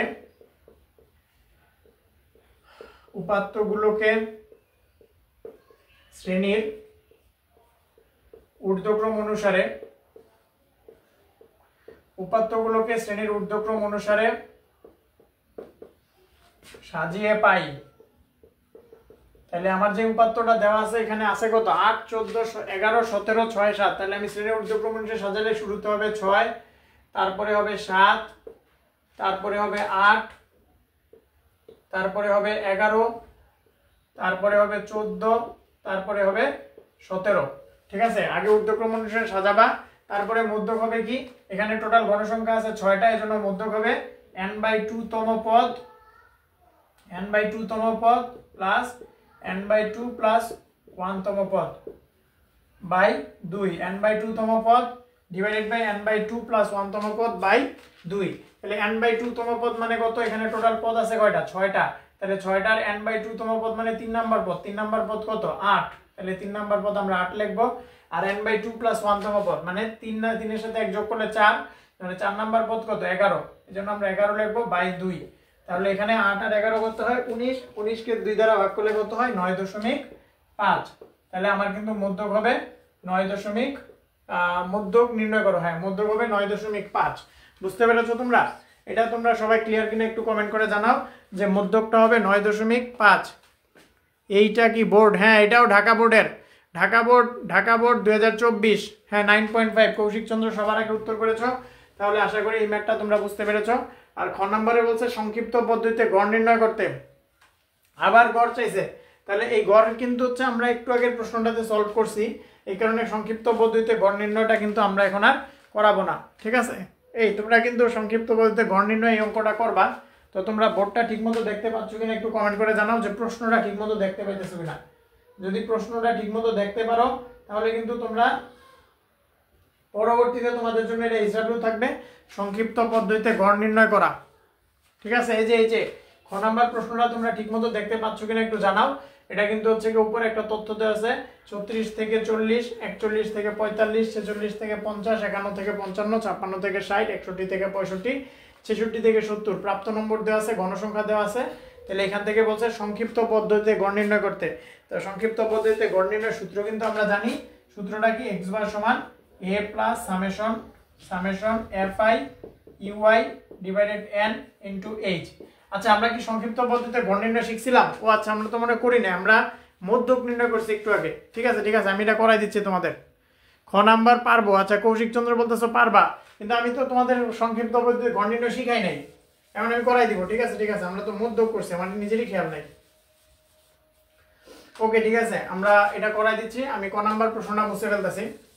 যারা পারবা উত্তর করো। এই কৌশিক তুমি উত্তরটা পাঠাও তো, দেখি তোমার উত্তরটা ঠিক আছে কিনা। হ্যাঁ উত্তরটা সলভ করে উত্তরটা পাঠাও, খ নাম্বার তাহলে উত্তরটা পাঠাও। আমি করাই দিচ্ছি, যারা পারবা না তারা দেখে নাও। হ্যাঁ আর যারা পারবা তারা তো করো, উত্তরটা আমাকে বলো, করে উত্তরটা আমাকে বলো। ঠিক আছে ওকে, এখানে দেখতেছি আশরাফুল কে করতেছে ক্লাস, আশরাফুল করতেছো, তারপরে কৌশিক করতেছো, আর জান্নাতুল মাহিবা করতেছো। আরেকটা মোবাইল কার? হ্যাঁ আরেকজন কে করতেছে? মাত্র 4 জন ক্লাস করতেছো, 11টা বেজে গেছে। আচ্ছা ঠিক আছে, তাড়াতাড়ি আমরা করি, সমস্যা নাই। তো আমরা খ নাম্বার করি। আচ্ছা আজকে আমরা তাহলে 2টা সৃজনশীল করব। হ্যাঁ বিবরণ সৌপাতের অজীব রেখা আঁকো, 2টা সৃজনশীল, 3টা চাইছিলাম করতে, অলরেডি 11টা বেজে গেছে। সমস্যা নাই, তোমরা আমার সাথে থাকো। হ্যাঁ তোমাদেরকে নিয়ে আমরা সমুদ্র পাড়ি দিব, এবং তোমাদের যে টার্গেট 100তে 100, আশা করি তোমরা ঠিকমতো ম্যাথগুলো করলে পারবা। তাহলে সংক্ষিপ্ত পদ্ধতিতে গড় নির্ণয়ের জন্য মনে রাখবা, গড় নির্ণয়ের জন্য 5টি কলামের প্রয়োজন হয়। ঠিক আছে, গড় নির্ণয়ের জন্য 5টা কলামের প্রয়োজন হয়। তাহলে আমরা 5টা কলাম আগে লিখি। তাহলে কলামগুলো কই লিখবো? এই পাশে লিখি। হ্যাঁ এখানে 5টা কলাম লাগবে, গড় নির্ণয়ের জন্য কলাম লাগবে কয়টা? 5টা। তাহলে 5টা কলাম কি কি লাগবে এখানে আমরা একটু লিখে ফেলি। তাহলে প্রথমটা লাগবে একটা কলাম, 2টা কলাম, 3টা কলাম, 4টা কলাম, 5টা কলাম। তাহলে 5টা কলাম কিন্তু আমাদের হয়ে গেল। তাহলে 1 নাম্বার কলামে হবে শ্রেণীব্যাপ্তি, 1 নাম্বার কলামে হবে শ্রেণীব্যাপ্তি, 2 নম্বরে কলাম হবে শ্রেণীর মধ্যমান, 3 নম্বরে হবে ঘনসংখ্যা, 4 নম্বরে হবে ধাপ বিচ্যুতি, আর 5 নম্বরে হবে ঘনসংখ্যা ধাপ বিচ্যুতি। 5 নম্বরে হবে ঘনসংখ্যা ধাপ বিচ্যুতি, ঘনসংখ্যা ধাপ বিচ্যুতি। তো এগুলো হবে।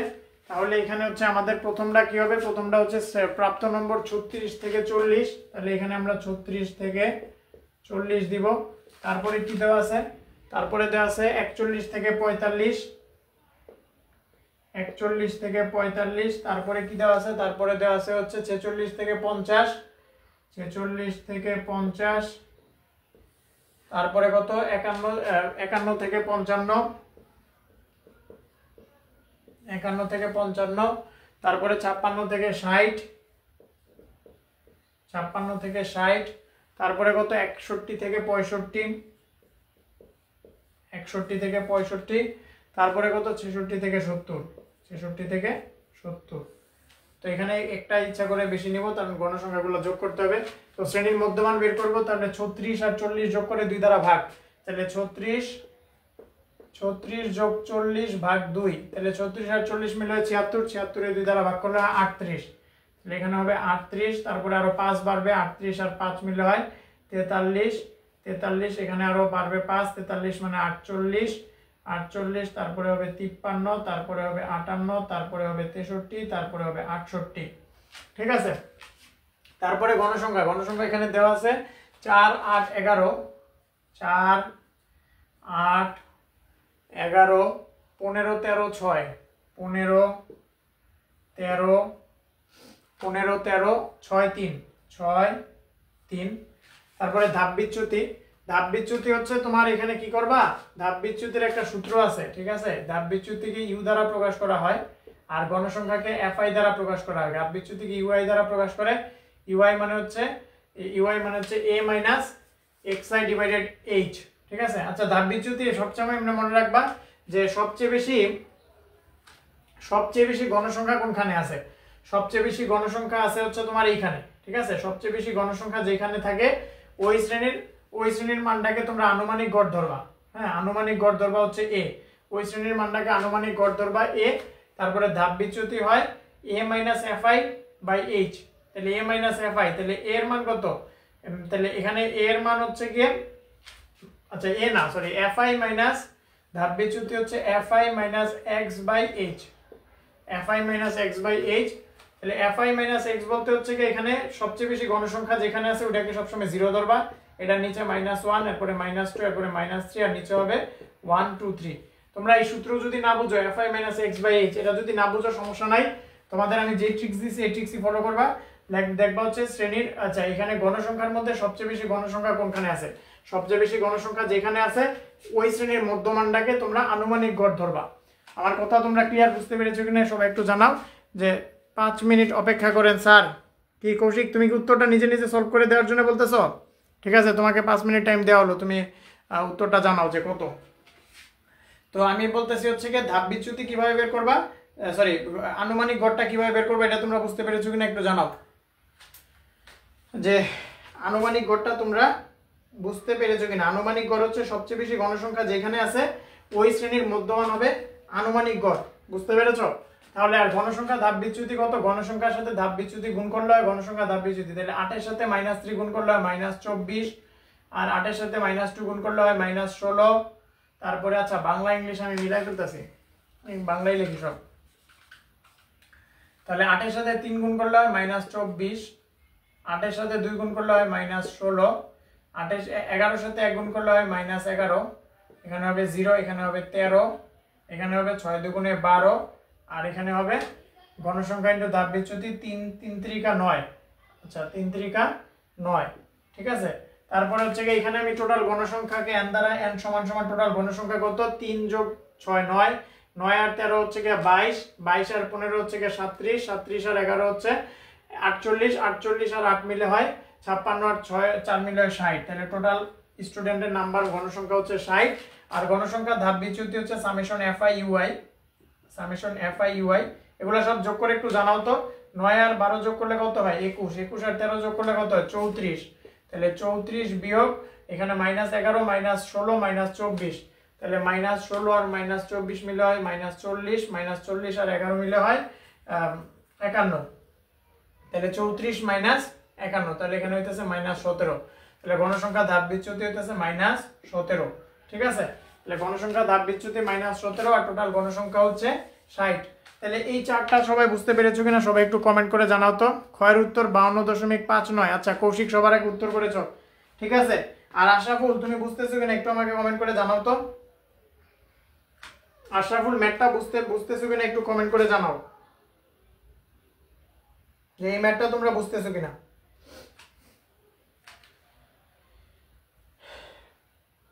আচ্ছা ঠিক আছে, ওকে ওকে। ইউআই সামেশন এফআই ইউআই, ইউআইটা আবার বুঝায় দেন। এই ইউআই মানে ধাপ বিচ্যুতি। ধাপ বিচ্যুতি হচ্ছে দেখো এখানে গণসংখ্যা কত 15, তাহলে গণসংখ্যা যেটা আছে আবার এই গণসংখ্যা 15 আর ধাপ বিচ্যুতির ক্ষেত্রে হচ্ছে তোমার fi minus X by H, fi minus X by H. তাহলে এখানে দেখো এখানে কত আসে, এখানে তোমার হচ্ছে কি 0 আসছে আর এখানে আসছে -1। কেন -1 আসছে, কারণ তুমি হচ্ছে এখানে হিসাব করবা এই 15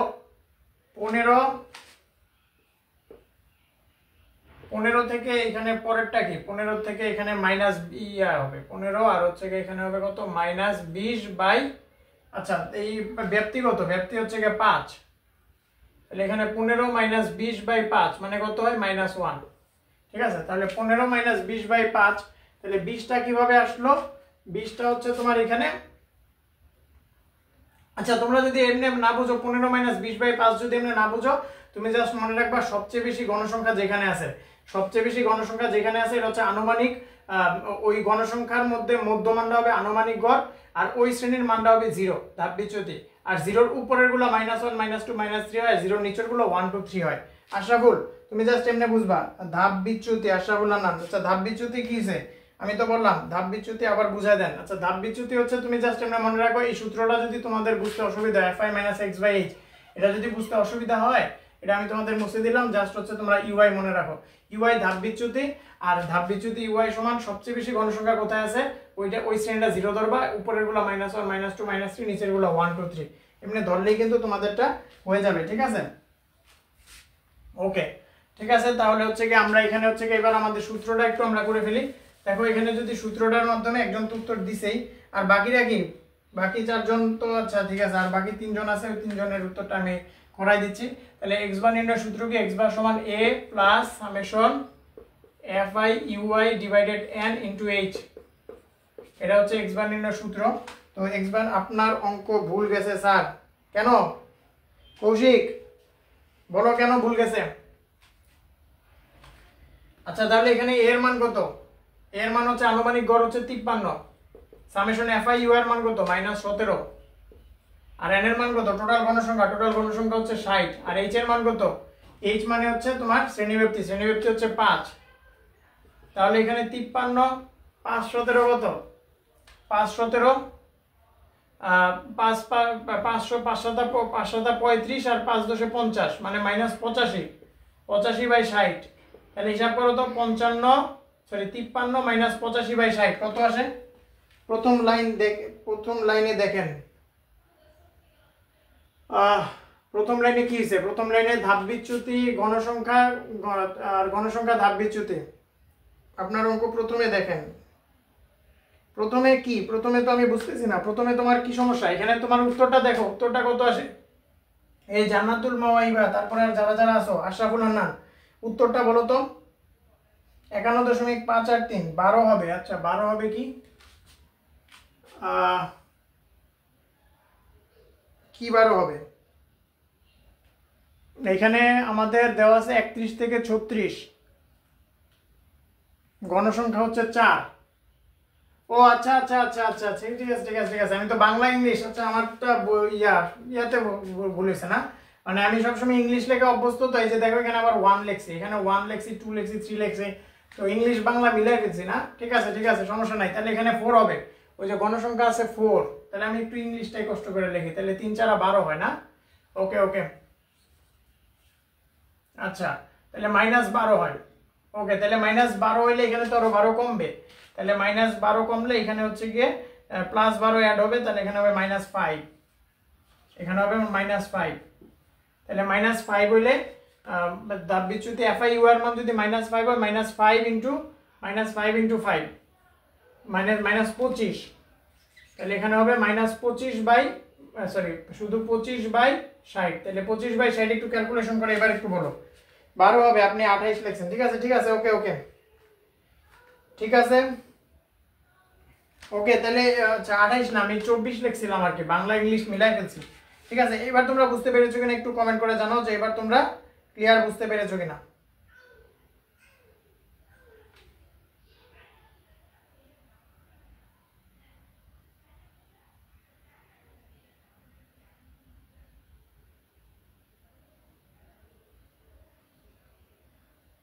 ঠিক আছে, এবার এবার তোমরা বুঝতে পেরেছো কিনা একটু জানাও যে এবার তোমরা বুঝতে পেরেছো কিনা।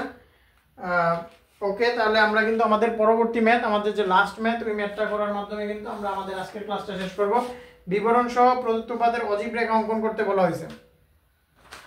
বিবরণ সহ প্রদত্ত উপাত্তের অজীব রেখা আঁকতে বলা হয়েছে, তাহলে আমরা একটু অজীব রেখাটা এখানে আঁকবো। আচ্ছা -5 হবে, ঠিক আছে কৌশিক।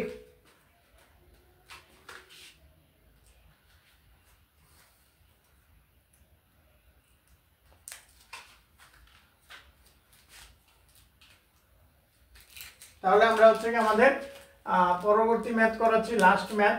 তো লাস্ট ম্যাথটা হচ্ছে, এরপরে রাজশাহী বোর্ডের একটা প্রশ্ন করতে চাইছিলাম কিন্তু এটা আর করা হচ্ছে না। তাহলে আমরা আমাদের লাস্ট ম্যাথটা আজকে করে যে আজ ছুটি দেন, ক্ষয়ের উত্তর 52.59। ওকে ঠিক আছে, 52.59 আমি লিখে দিচ্ছি, এখানে হচ্ছে কি 52.59 লাস্ট ম্যাথ। এই লাস্ট ম্যাথটা করে এরপরে ছুটি নাও, কারণ হচ্ছে কি দুইটা সৃজনশীল সলভ করে দিই। এখানে দেখো কি বলছে, বিবরণ সহ প্রদত্ত উপাত্তের অজীব রেখা আঁকতে বলছে। তাহলে অজীব রেখাটা আমরা এখানে এঁকে ফেলি, আমাদের তো ইয়াটা আছেই পাশে, হচ্ছে অজীব রেখাটা এঁকে দিয়ে আমাদের দেখাই দিই। অজীব রেখা অঙ্কনের জন্য নরমালি হচ্ছে জাস্ট হচ্ছে তোমার 3টা কলাম লাগে, ঠিক আছে। অজীব রেখা আঁকার জন্য ঘনসংখ্যা লাগে, শ্রেণীর মধ্যমান লাগে না, এজন্য আমরা শ্রেণীর মধ্যমানটা মুছে দিলাম। অজীব রেখা আঁকার জন্য মনে রাখবা 3টা কলামের প্রয়োজন হয়। ওকে স্যার, অল ক্লিয়ার, ওকে ওকে ঠিক আছে। তাহলে অজীব রেখা আঁকার জন্য কি লাগে, শ্রেণীব্যক্তি লাগে, ঘনসংখ্যা লাগে, আরেকটা হচ্ছে লাগে জাস্ট হচ্ছে ক্রমযোজিত ঘনসংখ্যা। এটা আমি মুছে দিলাম, এটাও লাগে না, এটাও লাগে না, লাগে হচ্ছে ক্রমযোজিত ঘনসংখ্যা। লাগে কি, আচ্ছা ওকে, আমি এখানে লিখলাম ক্রমযোজিত ঘনসংখ্যা। তোমরা একটু কষ্ট করে আবার তুলে নাও, আমি তো মুছে দিয়ে শেষ করতে পারতেছি। ক্রমযোজিত ঘনসংখ্যা। আচ্ছা, রাত্রেবেলা এই 9:30টায় ক্লাস নিলে মনে হয় একটু রিচ কম থাকে না? আমি তো মাত্র দেখতেছি 5 জন এখন নিয়মিত ক্লাস করতেছো। 8টার দিকে ক্লাস নিলে মনে হয় আরো রিচ বাড়ে। আর আরেকটা বিষয় হচ্ছে, আগামী ক্লাসেও কিন্তু আমরা রাত 9:30টায় নিব, কারণ আমার হচ্ছে গিয়ে বুধবার বৃহস্পতিবার কিন্তু আমি BCS এর একটা ক্লাস নিয়ে থাকি। এই কারণে কিন্তু আমরা ওই আমাদের যে শিডিউল টাইম 7:30 বা 8টায় দিতে পারতেছি না। বাট শুক্রবার থেকে আবার তোমাদের ক্লাস আমি 7টা থেকে 7:30টার মধ্যে নেওয়ার চেষ্টা করব, মানে সন্ধ্যার পর পর তোমাদের ক্লাসটা নিয়ে নিব। তো তোমরা যারা যারা ক্লাস করতেছো তোমরা অবশ্যই তোমাদের ফ্রেন্ডদেরও জানাই দিবা যে কালকের ক্লাসটা ওরা 9:30 হবে। শুক্রবার থেকে কিন্তু তোমাদের ক্লাস হবে সন্ধ্যা 7টা থেকে 7:30টার মধ্যে। আচ্ছা, তাহলে এখানে ক্রমযোজিত ঘনসংখ্যা কত হয়? 4, প্রথমে একটা 4 হবে, 4 আর 8 মিলে হবে 12, 12 আর 11 মিলে হবে 23, 23 আর 15 মিলে হবে 23 আর 15 মিলে হবে 38, 38 আর 13 মিলে হবে 51, 51 আর 6 মিলে হবে 57, 57 আর 3 মিলে হবে 60। ঠিক আছে, তাহলে আমি একটু ইংলিশে লিখলাম, বাংলায় আমি অভ্যস্ত না, এই কারণে অনেক ঘুম ধরে। আচ্ছা ঠিক আছে, আশরাফুল 9:15 মাঝে শুরু করবেন। ওকে ঠিক আছে, 9:15 মাঝে শুরু করব, সমস্যা নাই। আমি কালকের ক্লাসটা তোমাদের জন্য 9:15-তে শুরু করার চেষ্টা করব। আর এরপরে শুক্রবার থেকে তো আমরা আবার আমার হচ্ছে শুক্রবার থেকে মঙ্গলবার পর্যন্ত কিন্তু আমরা সন্ধ্যা 7টা থেকে 7:30টার মধ্যে ক্লাস করাবো, ঠিক আছে। আর আগামী ক্লাসে হচ্ছে ইনশাআল্লাহ আমরা এই চ্যাপ্টারের এমসিকিউ করার চেষ্টা করব। এরকম বোর্ডের মধ্যে এরকম এমসিকিউ দেওয়া থাকবে, তোমাদের জন্য সুবিধা হয়। অথবা আমরা অন্য কোনো চ্যাপ্টারও ধরতে পারি, এটা হচ্ছে কি আমাদের যে প্যানেল টিম আছে তাদের সাথে আলোচনা করে যে চ্যাপ্টারটা তোমাদের সবচেয়ে বেশি সমস্যা হওয়ার কথা ওইরকম একটা চ্যাপ্টারই করাবো। শ্রেণীভিত্তিক গণসংখ্যা, ক্রমযোজিত গণসংখ্যা, ঠিক আছে। হ্যাঁ, কৌশিকের হচ্ছে কি রিভিশন হয়ে যাচ্ছে, ঠিক আছে। এখন হচ্ছে কি আমরা একটু অজীব রেখাটা আঁকি, অজীব রেখাটা অঙ্কন করি। তো মনে রাখবো, অজীব রেখা অঙ্কন করার সময় ওয়াই অক্ষ বরাবর থাকবে ক্রমযোজিত গণসংখ্যা, ওয়াই অক্ষ বরাবর থাকবে ক্রমযোজিত গণসংখ্যা। আর এক্স অক্ষ বরাবর থাকবে শ্রেণীর ঊর্ধ্বমান, এক্স অক্ষ বরাবর থাকবে শ্রেণীর ঊর্ধ্বমান, ঠিক আছে, শ্রেণীব্যাপ্তির ঊর্ধ্বমান আর কি, শ্রেণীব্যাপ্তির এক্স অক্ষ বরাবর থাকবে। আচ্ছা আমি একটু এটা মুছে দিই, ভিজি ভিজি অনেক লাগতেছে। শ্রেণীব্যাপ্তির এক্স অক্ষ বরাবর থাকবে শ্রেণীব্যাপ্তির ঊর্ধ্বমান, ঊর্ধ্বমান, আর ওয়াই অক্ষ বরাবর কি থাকবে, ওয়াই, হ্যাঁ মোট হচ্ছে কি 60, ঠিক আছে। আর ওয়াই অক্ষ বরাবর থাকবে কি, এই নোট কিন্তু দিবা কৌশিক, আজকের ক্লাসে কিন্তু নোট জমা দিবা, ক্লাসটা যেভাবে করছো ওই ক্লাসেরই ছবি তুলে কিন্তু অবশ্যই তোমরা হচ্ছে কি ওই যে ম্যাথ বস একটা ফেসবুক গ্রুপ আছে দেখবা, সার্চ দিবা ম্যাথ বস লিখে চলে আসবে, অথবা না পাইলে আমাকে বলবো, আমি লিংক পাঠিয়ে দিব, ওই গ্রুপে কিন্তু অবশ্যই পোস্ট করবা যে 6 জন ক্লাসটা করতেছো মাস্ট, হ্যাঁ। আর ঠিক আছে, তাহলে হচ্ছে কি শ্রেণীব্যাপ্তি আর ঊর্ধ্বমান, তো শ্রেণীব্যাপ্তি ঊর্ধ্বমানটা কত, এখানে ঊর্ধ্বমান হচ্ছে 40, 45, 50, 55, 60, 65, 70, তাহলে এখানে আমরা এটা লিখবো, আমরা 0 থেকে 40 পর্যন্ত বোঝানোর জন্য ভাঙা চিহ্ন দিয়েছি, তো এখানে ইংলিশে লিখতেছি 40, তারপরে 45, তারপরে 50, তারপরে 55, এভাবে কত পর্যন্ত, 70 পর্যন্ত, তারপরে 55 পরে 60, 60 পরে 65, 65 পরে 70, তাহলে শ্রেণীর ঊর্ধ্বমান এভাবে লিখবো। আর ক্রমযোজিত গণসংখ্যা কত আছে, ক্রমযোজিত গণসংখ্যাগুলো আমরা এই পাশে 60 পর্যন্ত আছে, তো আমরা এই পাশে হচ্ছে কি মনে করো প্রথমে 5, আচ্ছা 5 না 10 করে নেই, নাহলে আর জায়গা নিবে না, তাহলে একটু বড় করে নেই, 10 করে নেই, তাহলে মনে করো এখানে 10, এখানে 20, এখানে 30, এখানে 40, এখানে 50, আর এখানে 60, এভাবে হচ্ছে আমরা নিব। তারপরে হচ্ছে কি এবার হচ্ছে সিরিয়ালে সাজাই দিব, তাহলে প্রথমে 40 এ আছে গণসংখ্যা কত, 40 আছে গণসংখ্যা হচ্ছে 4, তাহলে 40 এ গণসংখ্যা 4 মনে করো এখানে, তারপরে 45 এ গণসংখ্যা কত আছে 12, তাহলে 12 মানে 20, 10 থেকে একটু বেশি এখানে, তাহলে 12 মানে 10 থেকে একটু বেশি এখানে, তাহলে এরকম হবে, এটা কিন্তু উপরে উঠতে থাকবে। অজীব রেখাটা ক্রিকেট খেলায় তোমরা গ্রাফ দেখেছো না, ক্রিকেট খেলা দেখবা ওই যে স্কোর যে দেখায়, হ্যাঁ উইকেট পড়লে উইকেটের উপর একটা গোল দাগ থাকে, তারপরে ক্রিকেট খেলায় লাইনের যে স্কোরটা দেখায় ওটা কিন্তু একটা অজীব রেখা থাকে, ঠিক আছে, এটা কিন্তু তোমাদের একটা বাস্তব অভিজ্ঞতা, যারা ক্রিকেট খেলা পছন্দ করো। কি কি এইচডব্লিউ দিবেন, এইচডব্লিউ থাকবে হচ্ছে এই চ্যাপ্টারের উপরে, এই চ্যাপ্টারের তোমাদের বইয়ের সব এমসিকিউ করবা, আর চ্যাপ্টারের শেষে যে লাস্টে যে সৃজনশীলগুলো আছে ওই সৃজনশীলগুলো করবা, ওই এইচডব্লিউ গুলো তোমরা নোট আকারে ম্যাথ বস ফেসবুক গ্রুপে পোস্ট করবা, ঠিক আছে, এগুলা কিন্তু আমরা চেক করব, হ্যাঁ অবশ্যই চেক করবা। কৌশিক এর আগের এইচডব্লিউ কিন্তু তুমি আমাকে পাঠাও নাই, ঠিক আছে, এইচডব্লিউ তোমাদেরকে নিয়মিত দিচ্ছি, তোমরা কিন্তু এইচডব্লিউ জমা দিতেছো না, এটা হচ্ছে খুবই একটা দুঃখ, মানে স্যাড আমাদের জন্য, যে আসলে তোমরা এইচডব্লিউ ঠিক মতো করতেছো না, ঠিক আছে, অবশ্যই ঠিক আছে, ওকে আমরা হচ্ছে গিয়ে একটু দেখাই, তাহলে এখানে 45, তারপরে কত, তারপরে আছে 23, 23 কততে 50-এ, তাহলে 50-এ যদি 23 থাকে 50, তাহলে এখানে 23 হচ্ছে এটা, তাহলে এখানে তারপরে কি আছে, তারপরে হচ্ছে গিয়ে 23 এর পরে 38, 55-তে 38, তাহলে 55 এটা, এখানে 38 কত 30, 38 হচ্ছে এই দিক বরাবর হবে, তাহলে 55-তে হবে 38, তার মানে এইখানে, তারপরে কি আছে 55-এর পরে আছে কি 60, 60-এর মধ্যে কত আছে, 60-এর মধ্যে গণসংখ্যা আছে 51, 51 মানে একটু উপরে যাবে, তাহলে 60-এর মধ্যে গণসংখ্যা হচ্ছে 51, তার মানে এইখানে আছে, তারপরে 60-এর পরে কি 65-তে কত আছে 57, 57 মানে একটু আরেকটু উপরে, তো এইখানে 65-তে গণসংখ্যা আছে 57, এইখানে যাবে, আর 70-এর গণসংখ্যা কত আছে, এখানে 65-এর পরে 70, 70-এর গণসংখ্যা আছে কত 60, তাহলে 60 মানে এই দিক বরাবর, তো 70-এর গণসংখ্যা, এখানে আমি তো বোর্ডে আঁকতেছি, লেখচিত্র ভালো না এই কারণে এরকম আসছে, তো একটা আনুমানিক ভালো একটা অজীব রেখা আসছে, তো আমার হাতের লেখা সুন্দর না, তাই এইচডব্লিউ দিতে লজ্জা লাগে, কোনো সমস্যা নাই কৌশিক, হাতের লেখা কোনো ম্যাটার করে না, ম্যাথের ক্ষেত্রে হাতের লেখা খারাপ হওয়ার পরেও কিন্তু আমি অনেক ভালো রেজাল্ট করে আসছি, তো আসলে আমার হাতের লেখা কিন্তু আমার মনে হয় তো আমার হাতের লেখার থেকে বেশি খারাপ না, আর খারাপ হলে অবশ্যই ভালো করার চেষ্টা করবা, কিন্তু যে তুমি খারাপ হইলে যে তুমি অনেক খারাপ রেজাল্ট করবা এরকম না, কারণ সায়েন্সের স্টুডেন্টদের ক্ষেত্রে ম্যাথ বেশি থাকে, তারা কিন্তু ম্যাথে সঠিকভাবে নাম্বার আনসার করলে কিন্তু সঠিক নাম্বারই পেতে পারে, ঠিক আছে, তো হতাশ হওয়ার কিছু নাই। তো তোমরা এই ম্যাথটা আসলে অজীব রেখাটা বুঝতে পেরেছো কিনা সবাই একটু কমেন্ট করে জানাও যে তোমরা এটা বুঝতে পেরেছো কিনা, অলরেডি 6 জন ক্লাসের মধ্যে আসো, তাহলে 6 জন যেহেতু ক্লাসের মধ্যে আসো, আসলে এটা আসলে আমাদের জন্য অত খারাপ না, কিন্তু আমরা চেষ্টা করবি আমরা এক্সপেক্ট করি অ্যাটলিস্ট ক্লাসের মধ্যে নিয়মিত 15 জন স্টুডেন্ট থাকুক। তো তোমরা অবশ্যই তোমাদের যে 6 জন ক্লাসটা করতেছো তোমরা আরও 6টা ফ্রেন্ডকে হচ্ছে ইনভাইট করবা যেন ওরাও নিয়মিত ক্লাসটি করে। আসলে কিন্তু সবাই রেজাল্ট ভালো করলে এটা আসলে সবার জন্য একটা ভালো খুশির সংবাদ হবে, কারণ A+ কিন্তু সবারই পেতে ইচ্ছা করে এবং সব বাবা মাই কিন্তু চায় তার সন্তান হচ্ছে একটা ভালো রেজাল্ট করুক। এই কারণে তোমাদের সামনে পিছে যারা আছে ছুটি দিয়ে দেন, হ্যাঁ ছুটি দিব। তো তোমাদের সামনে পিছে যারা আছে তোমাদের রোল নাম্বার ওরাই কিন্তু তোমাদের এসএসসি পরীক্ষার সময় সামনে পিছনে থাকবে। এবং তোমাদের যদি অনেক সময় দেখা যায় এরকম হয় যে উত্তরটা ঠিকমতো হয়েছে কিনা এটা জানার জন্য কিন্তু তোমাদের সামনে পিছনে যদি সুযোগ থাকে একটু জিজ্ঞাসা করতে হয় যে তোর উত্তরটা কত এসেছে। তো এরকম যদি তোমাদের সামনে পিছনেও ভালো স্টুডেন্ট থাকে এটা কিন্তু তোমাদেরও লাভ। এই কারণে তোমরা অবশ্যই মিলে একসাথে পড়ালেখা করবা। যারা যারা ক্লাসটি করো অবশ্যই তোমরা তোমাদের ফ্রেন্ডদেরও সামনে, বিশেষ করে সামনে পিছনের যে রোল নাম্বার আছে ওদেরকে ভালোভাবে বলবা যে স্যারের ক্লাসটি করতে পারো, কারণ এই ক্লাসগুলো আমরা চেষ্টা করি অনেক কোয়ালিটি মেনটেন করে করতে। আর আগামী ক্লাসে হচ্ছে আমরা স্যার আসসালামু আলাইকুম, বাপ্পি এতক্ষণ পরে কোনখান থেকে আসলা? ঠিক আছে। আর আমরা আগামী ক্লাসে ইনশাল্লাহ রাত 9:15-র মধ্যে চেষ্টা করব, না পারলে 9:30-এর মধ্যে ক্লাসটিতে আমরা আবার শুরু করব।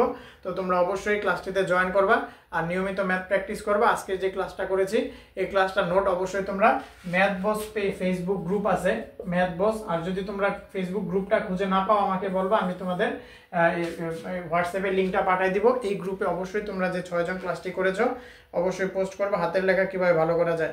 হাতের লেখা আগে হচ্ছে গিয়া ওই স্বরবর্ণগুলা ক কিভাবে লিখে, খ কিভাবে লিখে, এই লেখাগুলা তোমরা একটু নিজেরা প্র্যাকটিস করবা আর কি। ক খ সরে সরে এগুলো হচ্ছে খাতার মধ্যে লেখবা। হ্যাঁ, যদি কোনো আদর্শ লেখা থাকে বা হচ্ছে ইয়াতে তো ক খ স্বরবর্ণের একটা ছবি নামায় নিবা গুগল থেকে, নামায় ওই ক খ লেখাগুলো একটু প্র্যাকটিস করবা, তাহলেই হবে। ঠিক আছে, আশরাফুল হান্নান বাই বলতেছো, আমি এখনই আমার ক্লাসটা শেষ করে দিব। সবাই ভালো থাকবা, সুস্থ থাকবা। রুটিন চাই, ঠিক আছে, আমি রুটিন পোস্ট করে দিব যে আমাদের পরবর্তীতে কোন চ্যাপ্টারের পরে কোন চ্যাপ্টার হবে, কয়টার দিকে হবে। আমরা খুব শীঘ্রই একটা আমাদের এই ফেসবুক পেজে ম্যাথ বস ফেসবুক পেজে গ্রুপ রুটিনটা পোস্ট করে দিব, তোমরা ওইটা পেয়ে যাবা। তাহলে সবাই ভালো থাকো, সুস্থ থাকো, আল্লাহ হাফেজ।